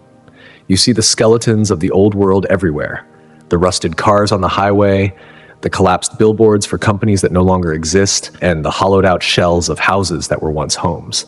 But you also see the new world. You see the trade routes of the NCR, the outposts of the Legion, and the independent communities like Novak and Good Springs. You see the sharecropper farms where the NCR is trying to restart large-scale agriculture, and you see the Lake Mead bighorn herds. The Mojave is a living ecosystem, and every group that lives there is fighting for a piece of the pie. Whether it's the bighorners, the cazadores, or the humans, everyone is a scavenger in the ruins of 2077. And let's not forget the old world blues and the sink. When you are taken to the Big Empty, you find yourself in a home base that is unlike anything else in the game. The sink is a high-tech apartment that is populated by sentient, often neurotic appliances. There is the sink itself, which is obsessed with cleaning and has a very soothing motherly voice. There are the light switches, two sisters who are constantly bickering about which one is better at illuminating the room. There's the toaster, a tiny, screaming machine that wants to bring about a second nuclear apocalypse and burn the world, starting with your bread. There is the biological research station, who has a very creepy, flirtatious attitude toward your seeds and plants. And there is Muggy, a tiny robot designed to clean coffee mugs, who is in a state of constant existential crisis because he was programmed for a task that is now largely irrelevant. These characters provide a much-needed sense of humor in a game that can often be very dark. They are the ultimate examples of the pre-war scientific arrogance, the idea that you should give everything an artificial intelligence, even your light switches, but they also show the loneliness of the old world. These machines have been alone in a crater for 200 years, and their personalities have become their only way of dealing with the passage of time. They are ghosts in the hardware, waiting for someone to come home and use them. The technology of the Big Empty is a marvel and a horror. You find things like the stealth suit Mach 2, an experimental suit of armor that talks to you, warns you of danger, and even gets a little clingy as you use it. It represents the peak of pre-war military tech, designed to turn a human into a perfect invisible killer. But it also has its own personality, a reflection of the scientists who created it. It's a suit that wants to be your friend, even as it's helping you murder people in the dark. It's weird, it's uncomfortable, and it's perfectly Fallout. The cloud in the Sierra Madre is another technological horror. It's a thick, red chemical fog that was originally developed as a way to control the environment. But like everything else at Big Mountain, it went wrong. It became a self-sustaining, lethal mist that eats away at metal and flesh alike. The ghost people who live in it are a reminder of what happens when human beings are caught in the crossfire of high-tech experiments. They are trapped in their suits, unable to speak, unable to die, and driven mad by the constant exposure to the chemicals. They are the ultimate survivors, but at the cost of everything that made them human. As you travel through the Mojave and the DLC areas, you start to see a pattern. The old world was a place of incredible ingenuity and absolute madness. They built cities in the desert, they built brains in jars, and they built machines that could end the world. But they forgot how to be people. They became so focused on the power and the science that they lost their empathy. This is the lesson that the Courier learns over and over again. Whether it's the tragedy of Vault 11, the massacre at Bitter Springs, or the loneliness of the think tank, the message is always the same. Power without a heart is a recipe for destruction. This is why the choices at the end of the game are so difficult. Do you support Mr. House, the ultimate representative of the old world genius? He has the brains, he has the plan, but he has no heart. He sees people as assets to be managed, not individuals to be respected. Do you support the NCR, the flawed but human attempt to rebuild democracy? They mean well, but they are clumsy, corrupt, and often cruel in their pursuit of order. Do you support the Legion, the brutal, ancient vision of strength? They are efficient and safe, but they build their world on the backs of slaves and the blood of the innocent. Or do you take the wild card path and try to build something new for yourself? It's the ultimate choice of freedom, but it comes with the risk of chaos.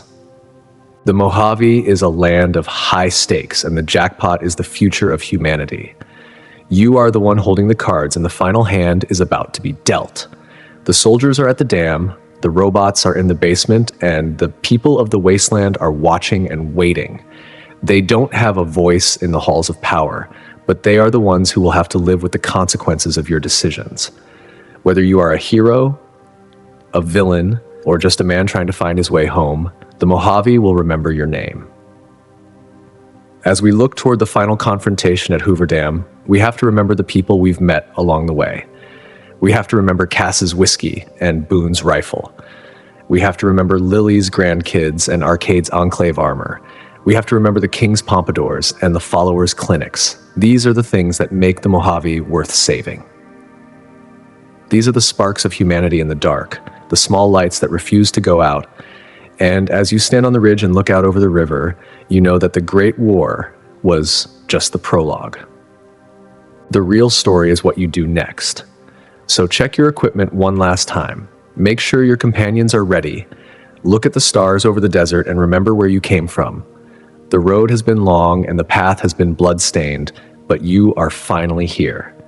The dam is waiting, the flags are flying, and the world is holding its breath. This is New Vegas, and the game is about to end. But for the people of the Mojave, your choice is just the beginning of a new chapter. Make it a good one.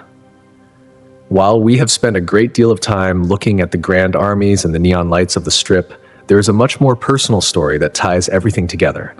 A story that exists in the shadows and the scars of the land itself. To understand the full journey of the Courier, you have to look toward the west, toward a place where the sky is always screaming and the ground is constantly shifting. This is the Divide, the setting of the Lonesome Road adventure, and it is here that you finally meet the man who has been haunting your footsteps since you first woke up in Good Springs. His name is Ulysses, and he is perhaps the most complex and enigmatic figure in the entire history of the Mojave. Ulysses is a man of many flags and many burdens. He was originally a member of a tribe known as the Twisted Hares, a group of scouts and wanderers who were famous for their ability to navigate the harshest parts of the desert. When Caesar's legion arrived, the Twisted Hares made the mistake of thinking they could be allies. They helped the legion conquer other tribes, believing they were part of something bigger and better. But Caesar doesn't want allies, he wants subjects. Once the legion had what they wanted, they betrayed the Twisted Hares. They enslaved the tribe, burned their sacred objects, and forced them to cut their hair, a devastating blow to their cultural identity. Ulysses was one of the few who survived with his spirit somewhat intact, but he was left a man without a home, a wanderer who saw the old world repeating its mistakes through the expansion of the NCR and the Legion.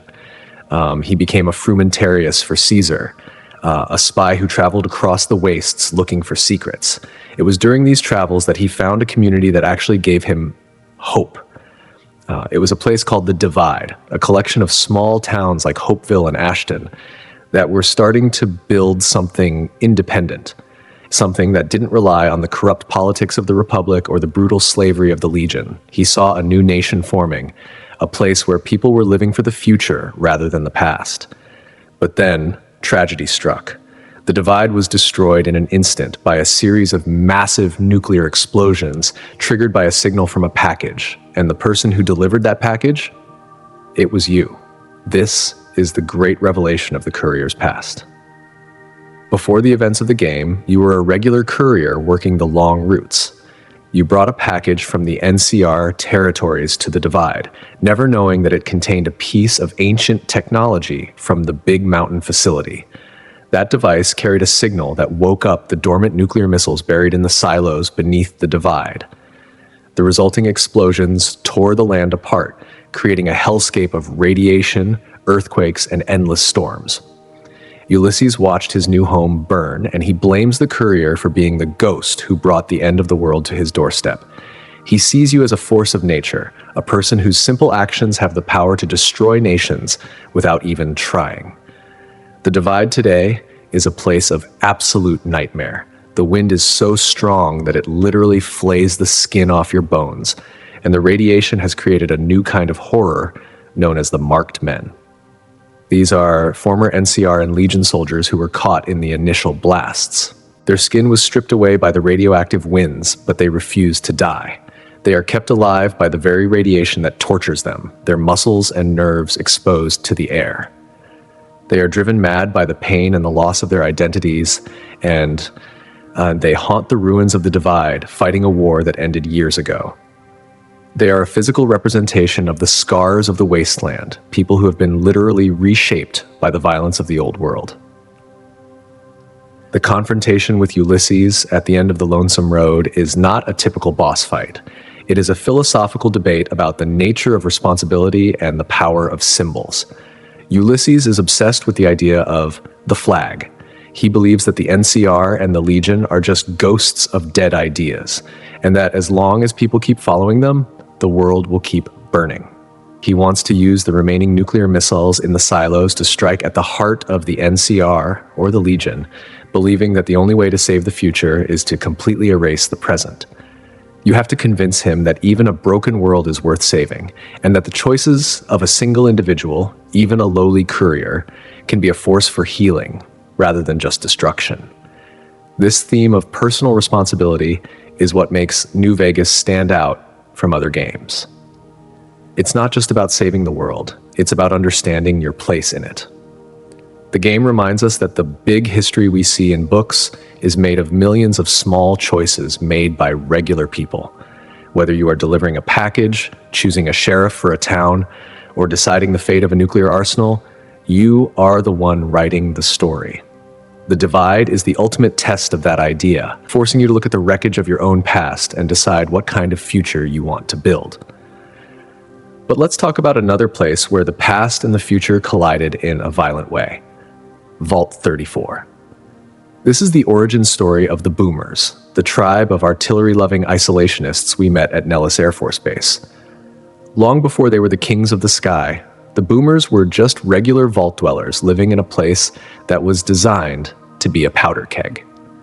Vault 34 was stocked with an incredible amount of weapons and explosives, and it had a very loose set of rules regarding their use. For generations, the residents lived in a culture of personal defense and firepower. But as the population grew, the vault became overcrowded. The overseer of Vault 34 tried to impose more control, locking down the armory and restricting the right to carry weapons. This didn't go over well with a population that had been raised on the idea that a gun was their most important possession. A civil war broke out inside the vault, a bloody, chaotic struggle between those who wanted order and those who wanted freedom. Eventually, the rebels blew open the vault door and fought their way out into the Mojave. These are the people who would become the Boomers. But the story doesn't end there. The people who stayed behind in the vault were trapped when the cooling systems for the reactor were damaged during the fighting. When you explore Vault 34 today, it is a glowing, radioactive tomb. The people who didn't leave were turned into ghouls, trapped in the flooded, flickering hallways of their former home. You find records of their final days, the desperation, the radiation sickness, and the slow realization that they were never going to see the sun again. It's one of the most difficult and rewarding locations to explore, filled with high-level loot and intense radiation. It shows the dark side of the independence that the Boomers cherish so much. Their freedom was bought with the blood and the suffering of the family members they left behind. It adds a layer of grit to the Boomers' story, making them more than just a quirky tribe of blow-em-up fanatics. This pattern of vault tragedies is a recurring theme. Take Vault 3, the home of the Fiends. As we discussed, these were peaceful people who wanted to rebuild the world.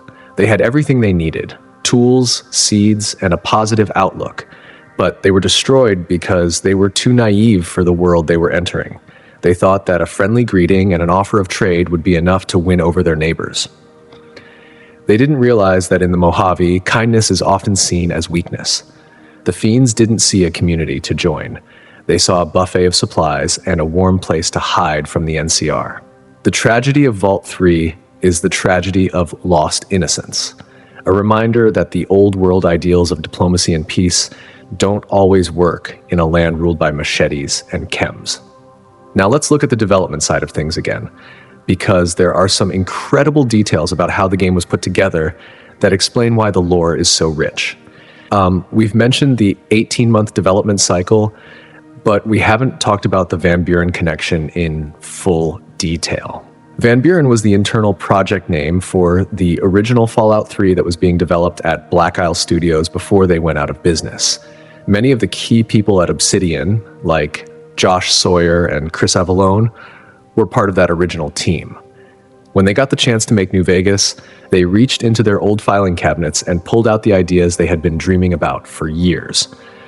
Caesar's Legion was originally designed for Van Buren. The Hoover Dam conflict was originally designed for Van Buren. Even characters like Joshua Graham and locations like the Big Empty had their origins in those early design documents. New Vegas is, in many ways, a resurrected game. It's the conclusion of a story that was started over a decade earlier. This is why the factions feel so established and the history feels so deep.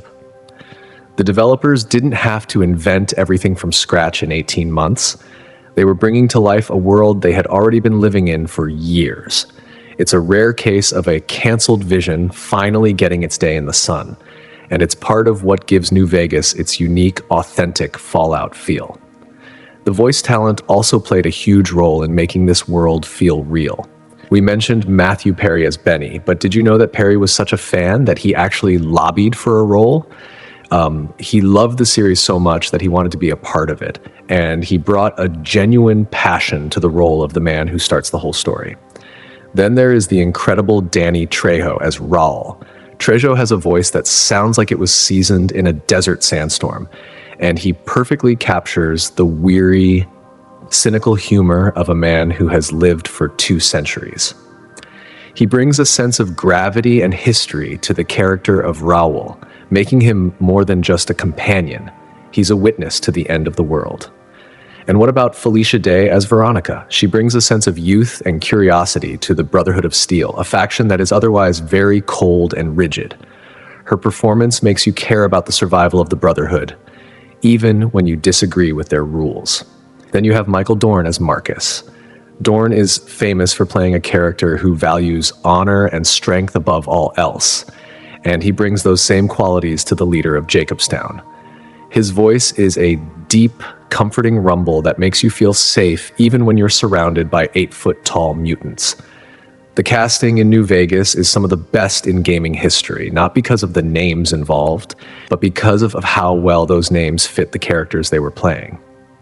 The technical side of the game was a constant struggle. The engine they used, known as Gamebryo, was the same one used for Fallout 3 and Oblivion. It was an older engine that wasn't really designed for the kind of massive open-world complexity that Obsidian wanted to achieve.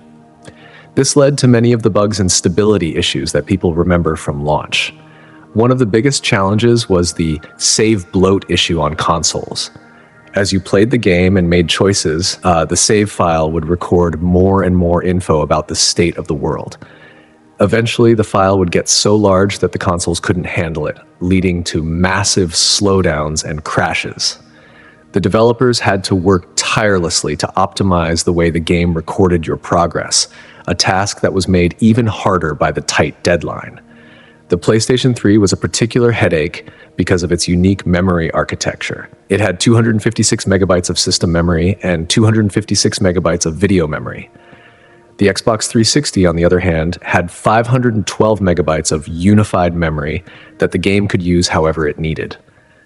Because New Vegas was so hungry for system memory to keep track of all the NPCs, items, and faction reputations, the PS3 would often run out of space, leading to the slideshow performance that many players remember. The team at Obsidian had to come up with all sorts of tricks to keep the game running on the PS3, including aggressive garbage collection routines that would clear out unnecessary info from the memory as you moved between areas. It was a constant battle of man versus machine, but through all those struggles, the writing remained the star of the show. The game features multiple endings that aren't just good or bad. They are complicated and reflect the messy reality of politics. If you choose the independent route with Yes Man, you're choosing a path of absolute freedom, but also absolute chaos. Yes Man is a Securitron that was reprogrammed by a follower named Emily Ortal and Benny to say yes to anyone. He is the ultimate tool of revolution. But as the ending slides reveal, a Mojave without a central government is a violent, unpredictable place.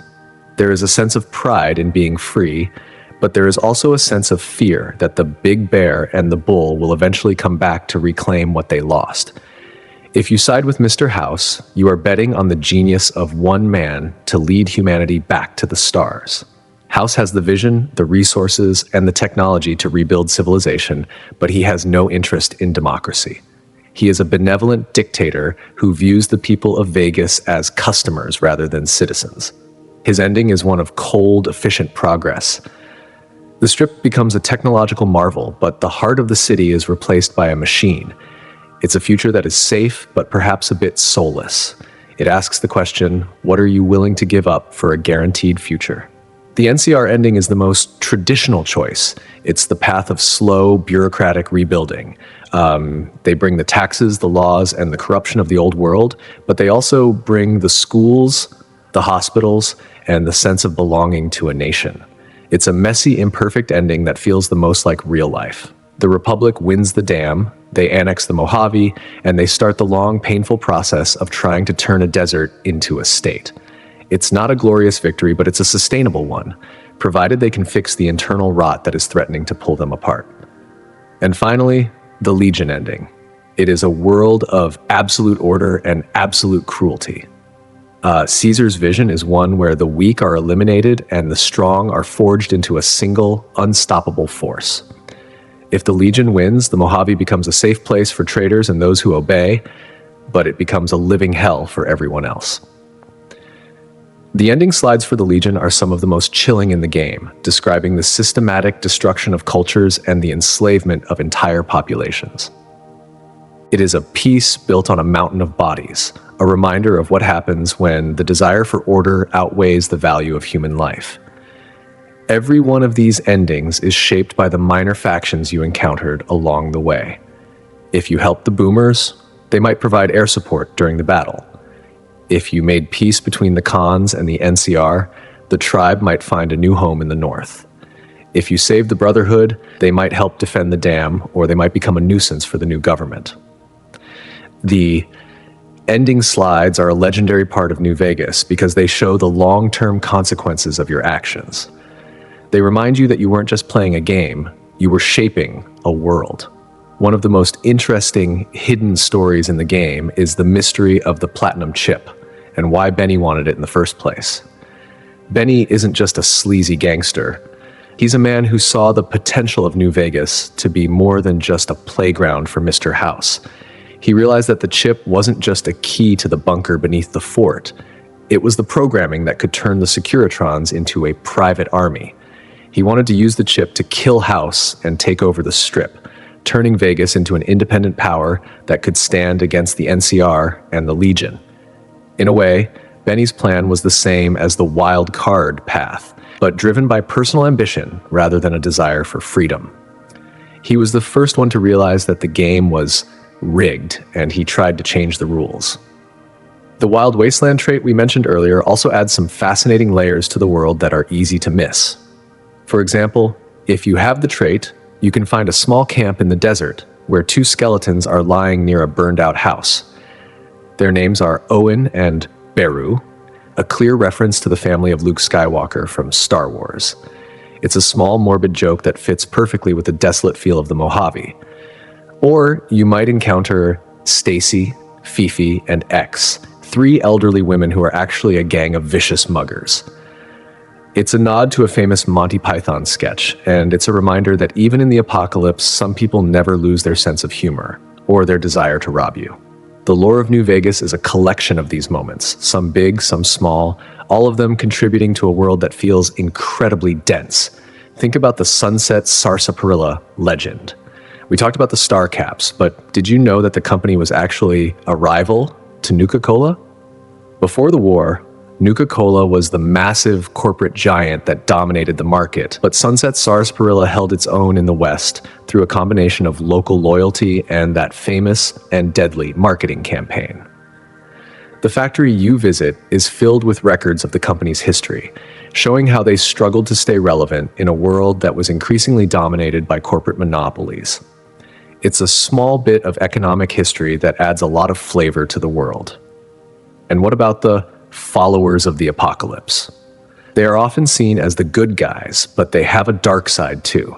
They are so dedicated to the idea of free knowledge that they sometimes give dangerous info to people who aren't ready for it. We saw this with Caesar, but we also see it in their experiments with new types of medicine and technology that can sometimes go horribly wrong. They are idealists in a world that doesn't have room for ideals, and that makes them both noble and tragic. They are a constant reminder that even the best intentions can lead to disaster if you don't consider the consequences. As we approach the final battle, the pressure in the Mojave is at a breaking point. You can feel it in the way the NPCs talk, in the movement of the troops, and in the sheer amount of quest lines that are converging on Hoover Dam. Every person you've met, every vault you've explored, and every choice you've made has led to this moment. The Second Battle of Hoover Dam is not just a fight over a piece of concrete. It's a fight over the future of the American Southwest. It is the climax of a story that began 200 years ago and was shaped by the hands of 1,000 different people. The atmosphere at the dam during the final battle is incredible. You see the NCR veterans in their black armor, the Legion Centurions with their trophies, and the Securitrons with their screen faces all clashing in a storm of lasers and bullets. The sky is filled with smoke, and the roar of the river is drowned out by the sound of war. It is a chaotic, thrilling conclusion to the journey of the Courier, a moment where everything you've learned and everyone you've helped comes together for one final push. Whether you are leading the charge for the NCR, slipping through the shadows for Mr. House, or crushing your enemies for Caesar, the feeling of finality is palpable. You know that once this battle is over, the Mojave will never be the same. The flags will change, the rules will change, and the people will have to find a way to live in the world you've created. It's a heavy burden, but it's one that the Courier is uniquely suited to carry. You are the wild card, the variable that no one could predict, and the one who finally broke the stalemate. So, as we look toward the final part of our journey, let's take a moment to appreciate the sheer scale of what Obsidian achieved.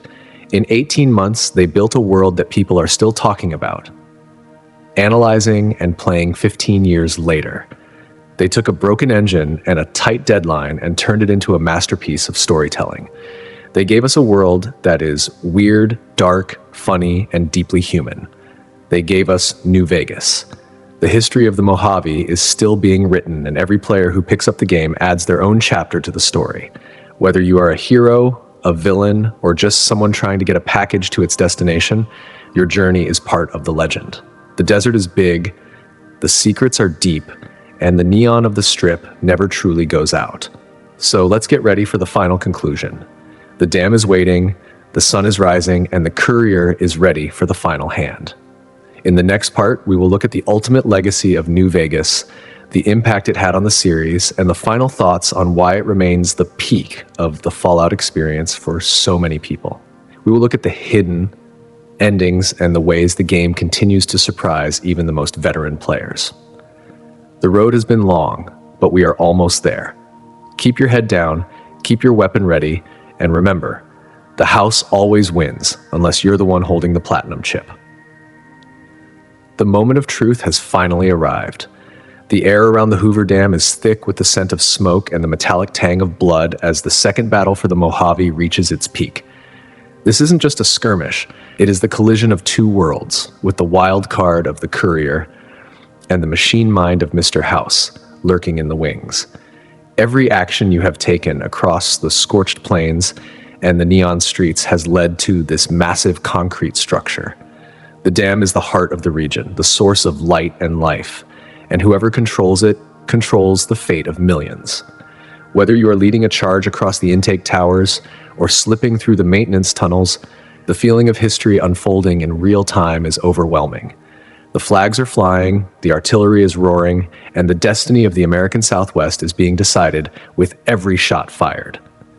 If you have chosen to stand with the new California Republic, the battle is an exercise in desperate defense and eventual counteroffensive. General Oliver, the man who has spent years waiting for this day, has turned the dam into a fortress. But the Legion is relentless. They swarm across the lower levels, coming up from the intake tunnels like a flood of red armor and sharp steel. The NCR soldiers, many of them young conscripts who have never seen a battle of this scale, are holding the line with everything they have. As the Courier, you are the spearhead. You are the one who infiltrates the Legion's camp at Fortification Hill, taking the fight directly to the legate's tent. The showdown with Legate Lanius is a test of everything you have learned. He is a mountain of a man, a warrior who knows only the language of conquest. You can choose to meet him in a bloody duel to the death, or if your words are sharp enough, you can actually convince him to retreat.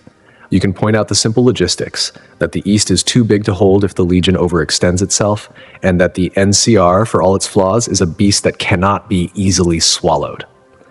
Convincing a man like Lanius to walk away is perhaps the greatest victory in the game, showing that even the most brutal conqueror can be moved by the cold logic of survival.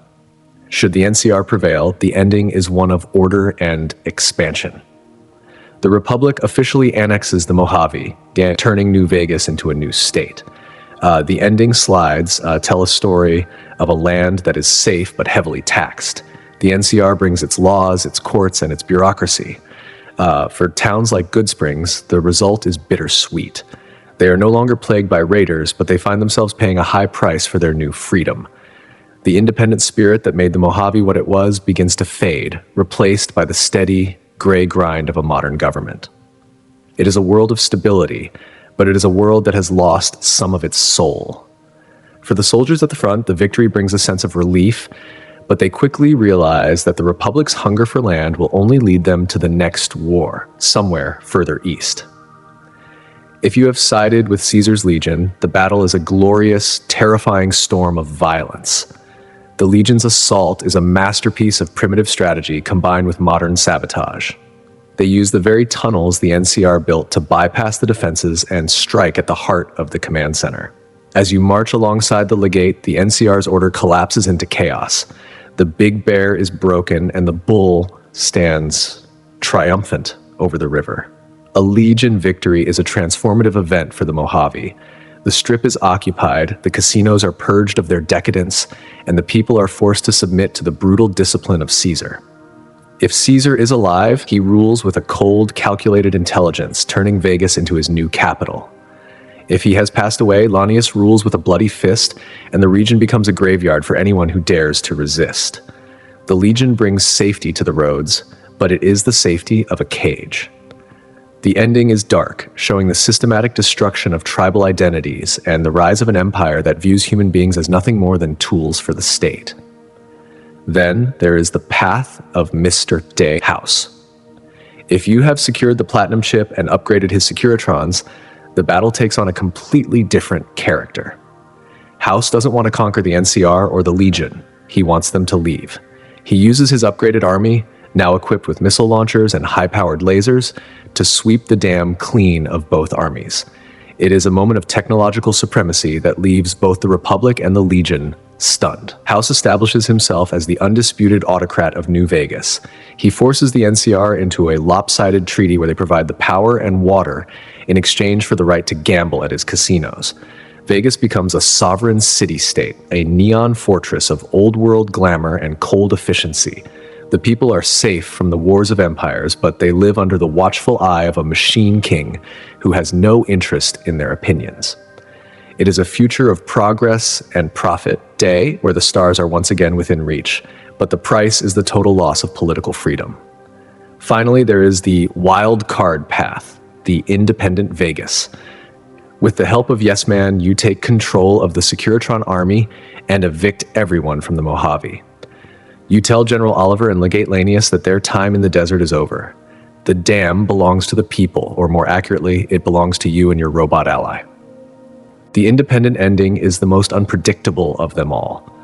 Without a massive nation or a 200-year-old genius to provide structure, the Mojave enters a period of intense instability. The ending slides describe a time of anarchy on the streets of the Strip, as the old rules vanish. But out of that chaos, something new begins to form. The people of the Mojave are finally free to decide their own fate, for better or worse.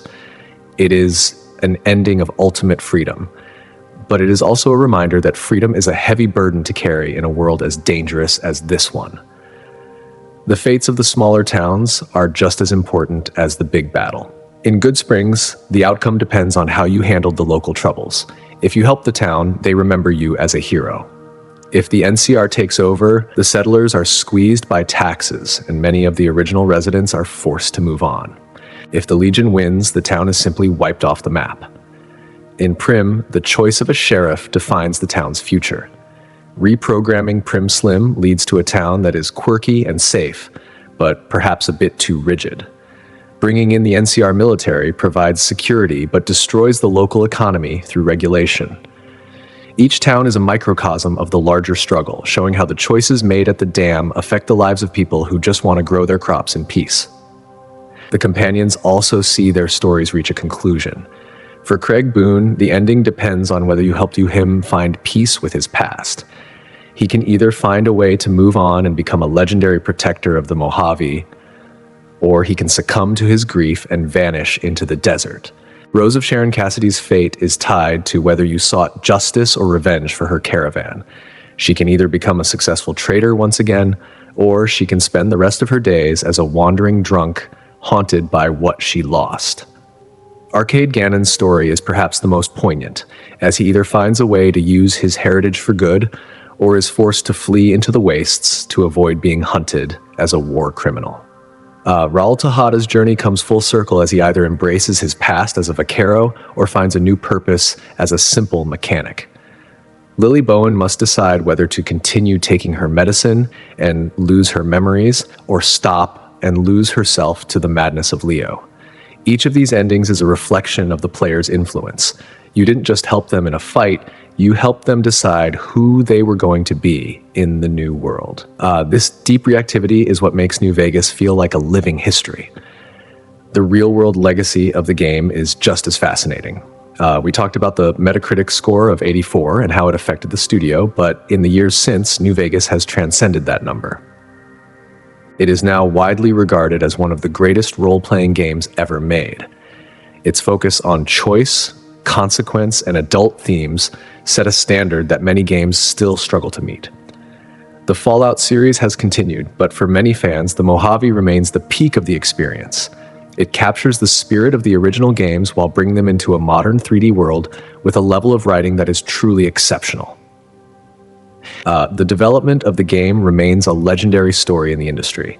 The 18-month sprint, the use of lost ideas from the canceled Van Buren project, and the passion of the team at Obsidian all contributed to a perfect storm of creativity. They took a flawed engine and a tight deadline and turned it into a masterpiece of environmental storytelling. Every ruin has a story, every character has a motive, and every choice has a weight. It is a game that respects the intelligence of the player, offering a world where there are no easy answers and no perfect outcomes.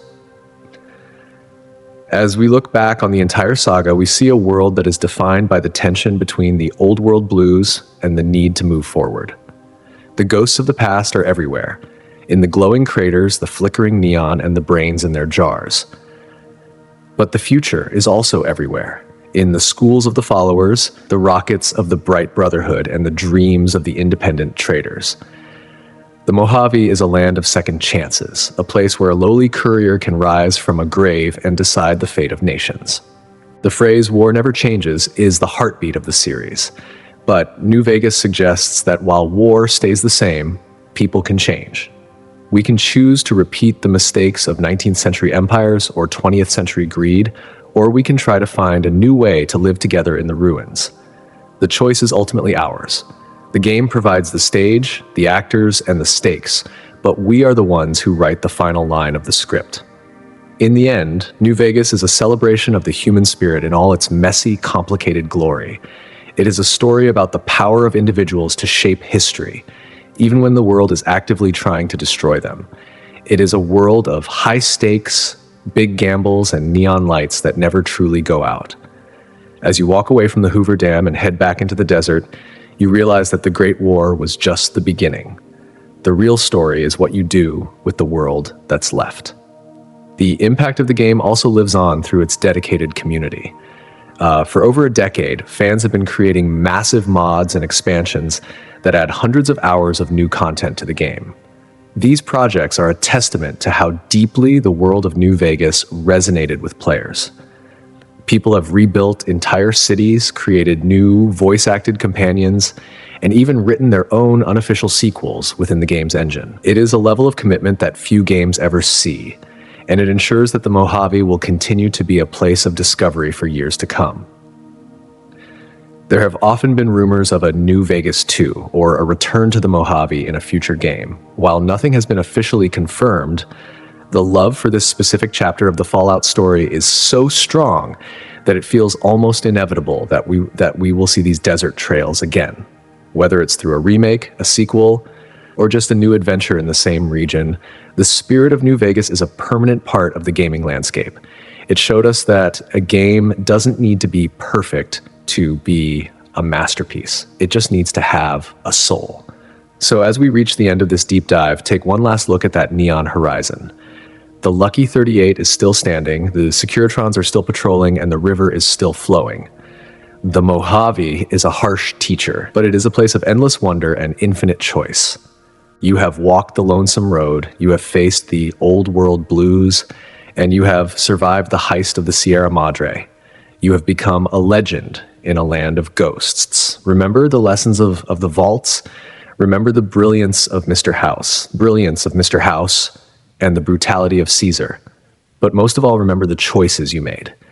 In a world that ended 200 years ago, your choices are the only thing that actually matters.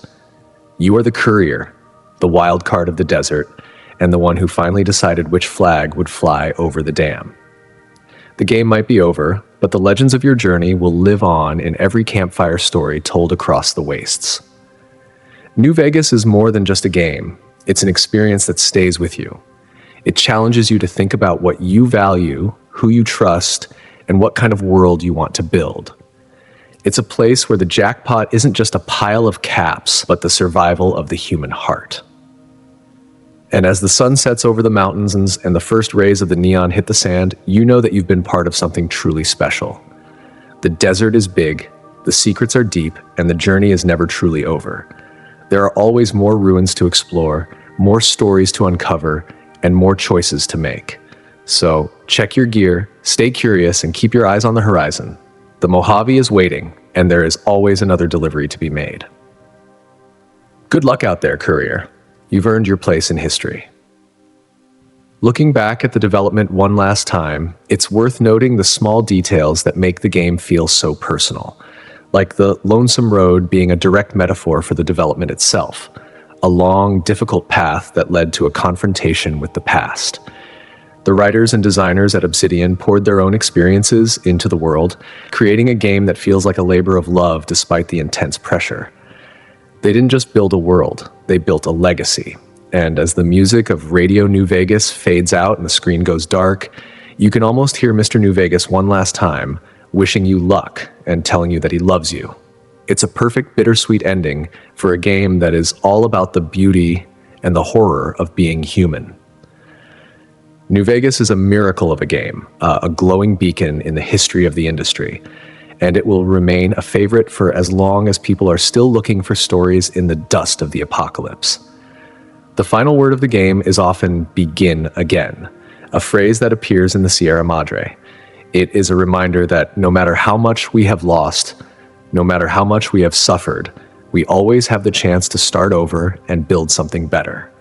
It is a message of hope in a world of ruins, a reminder that the future is never set in stone. Whether you are a courier in the Mojave or a person in the real world, you always have the power to begin again. So as you step away from the computer or the console, carry that thought with you. The world is full of challenges, and history is a heavy weight, but you are the one holding the pen.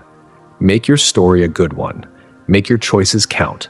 And never forget that even in the middle of a nuclear wasteland, the neon still shines for those who know where to look. This has been the story of New Vegas, and it has been an absolute pleasure to share it with you. The desert wind is blowing, the stars are out, and the Mojave is quiet for now. But tomorrow the sun will rise, the caravans will move, and the story will continue. This is the enduring power of Fallout. It's a world that never stops moving, even after everything else has ended. And as long as there are people like you to walk those roads, the light of humanity will never truly go out. Farewell for now, and keep the memory of the Mojave alive in your heart. You've done great things, and the world is a better place for it. Wait, did you hear that? The sound of a slot machine clicking into place, the distant howl of a coyote, and the hum of a Securitron. New Vegas is still there, waiting for you whenever you're ready to return. It's a home away from home, a place of high stakes and deep history that will always be a part of gaming history. So until next time, keep your hand on your holster and your eyes on the strip. The jackpot is out there somewhere, and only you have the courage to find it. The final slides are rolling, the music is playing, and the credits are about to start. It's been a long road, but we made it. Thank you for coming along on this journey through the lore and the history of one of the greatest games ever made. It's been a blast to dive into these stories with you, and I hope you've enjoyed it as much as I have. The Mojave is a special place, and it's been an honor to be your guide. Until we meet again in the wastes, take care and stay safe. The world is big, but you've already proven you can handle it. The end of the story is just the beginning of your next adventure. Whether you're heading back to the Strip or looking for a new world to explore, remember the lessons you've learned here. History is a cycle, but it's a cycle that can be broken by the power of a single choice. You are the wild card, the variable, the courier, and the future is exactly what you make of it. See you in the next one, wherever that might be.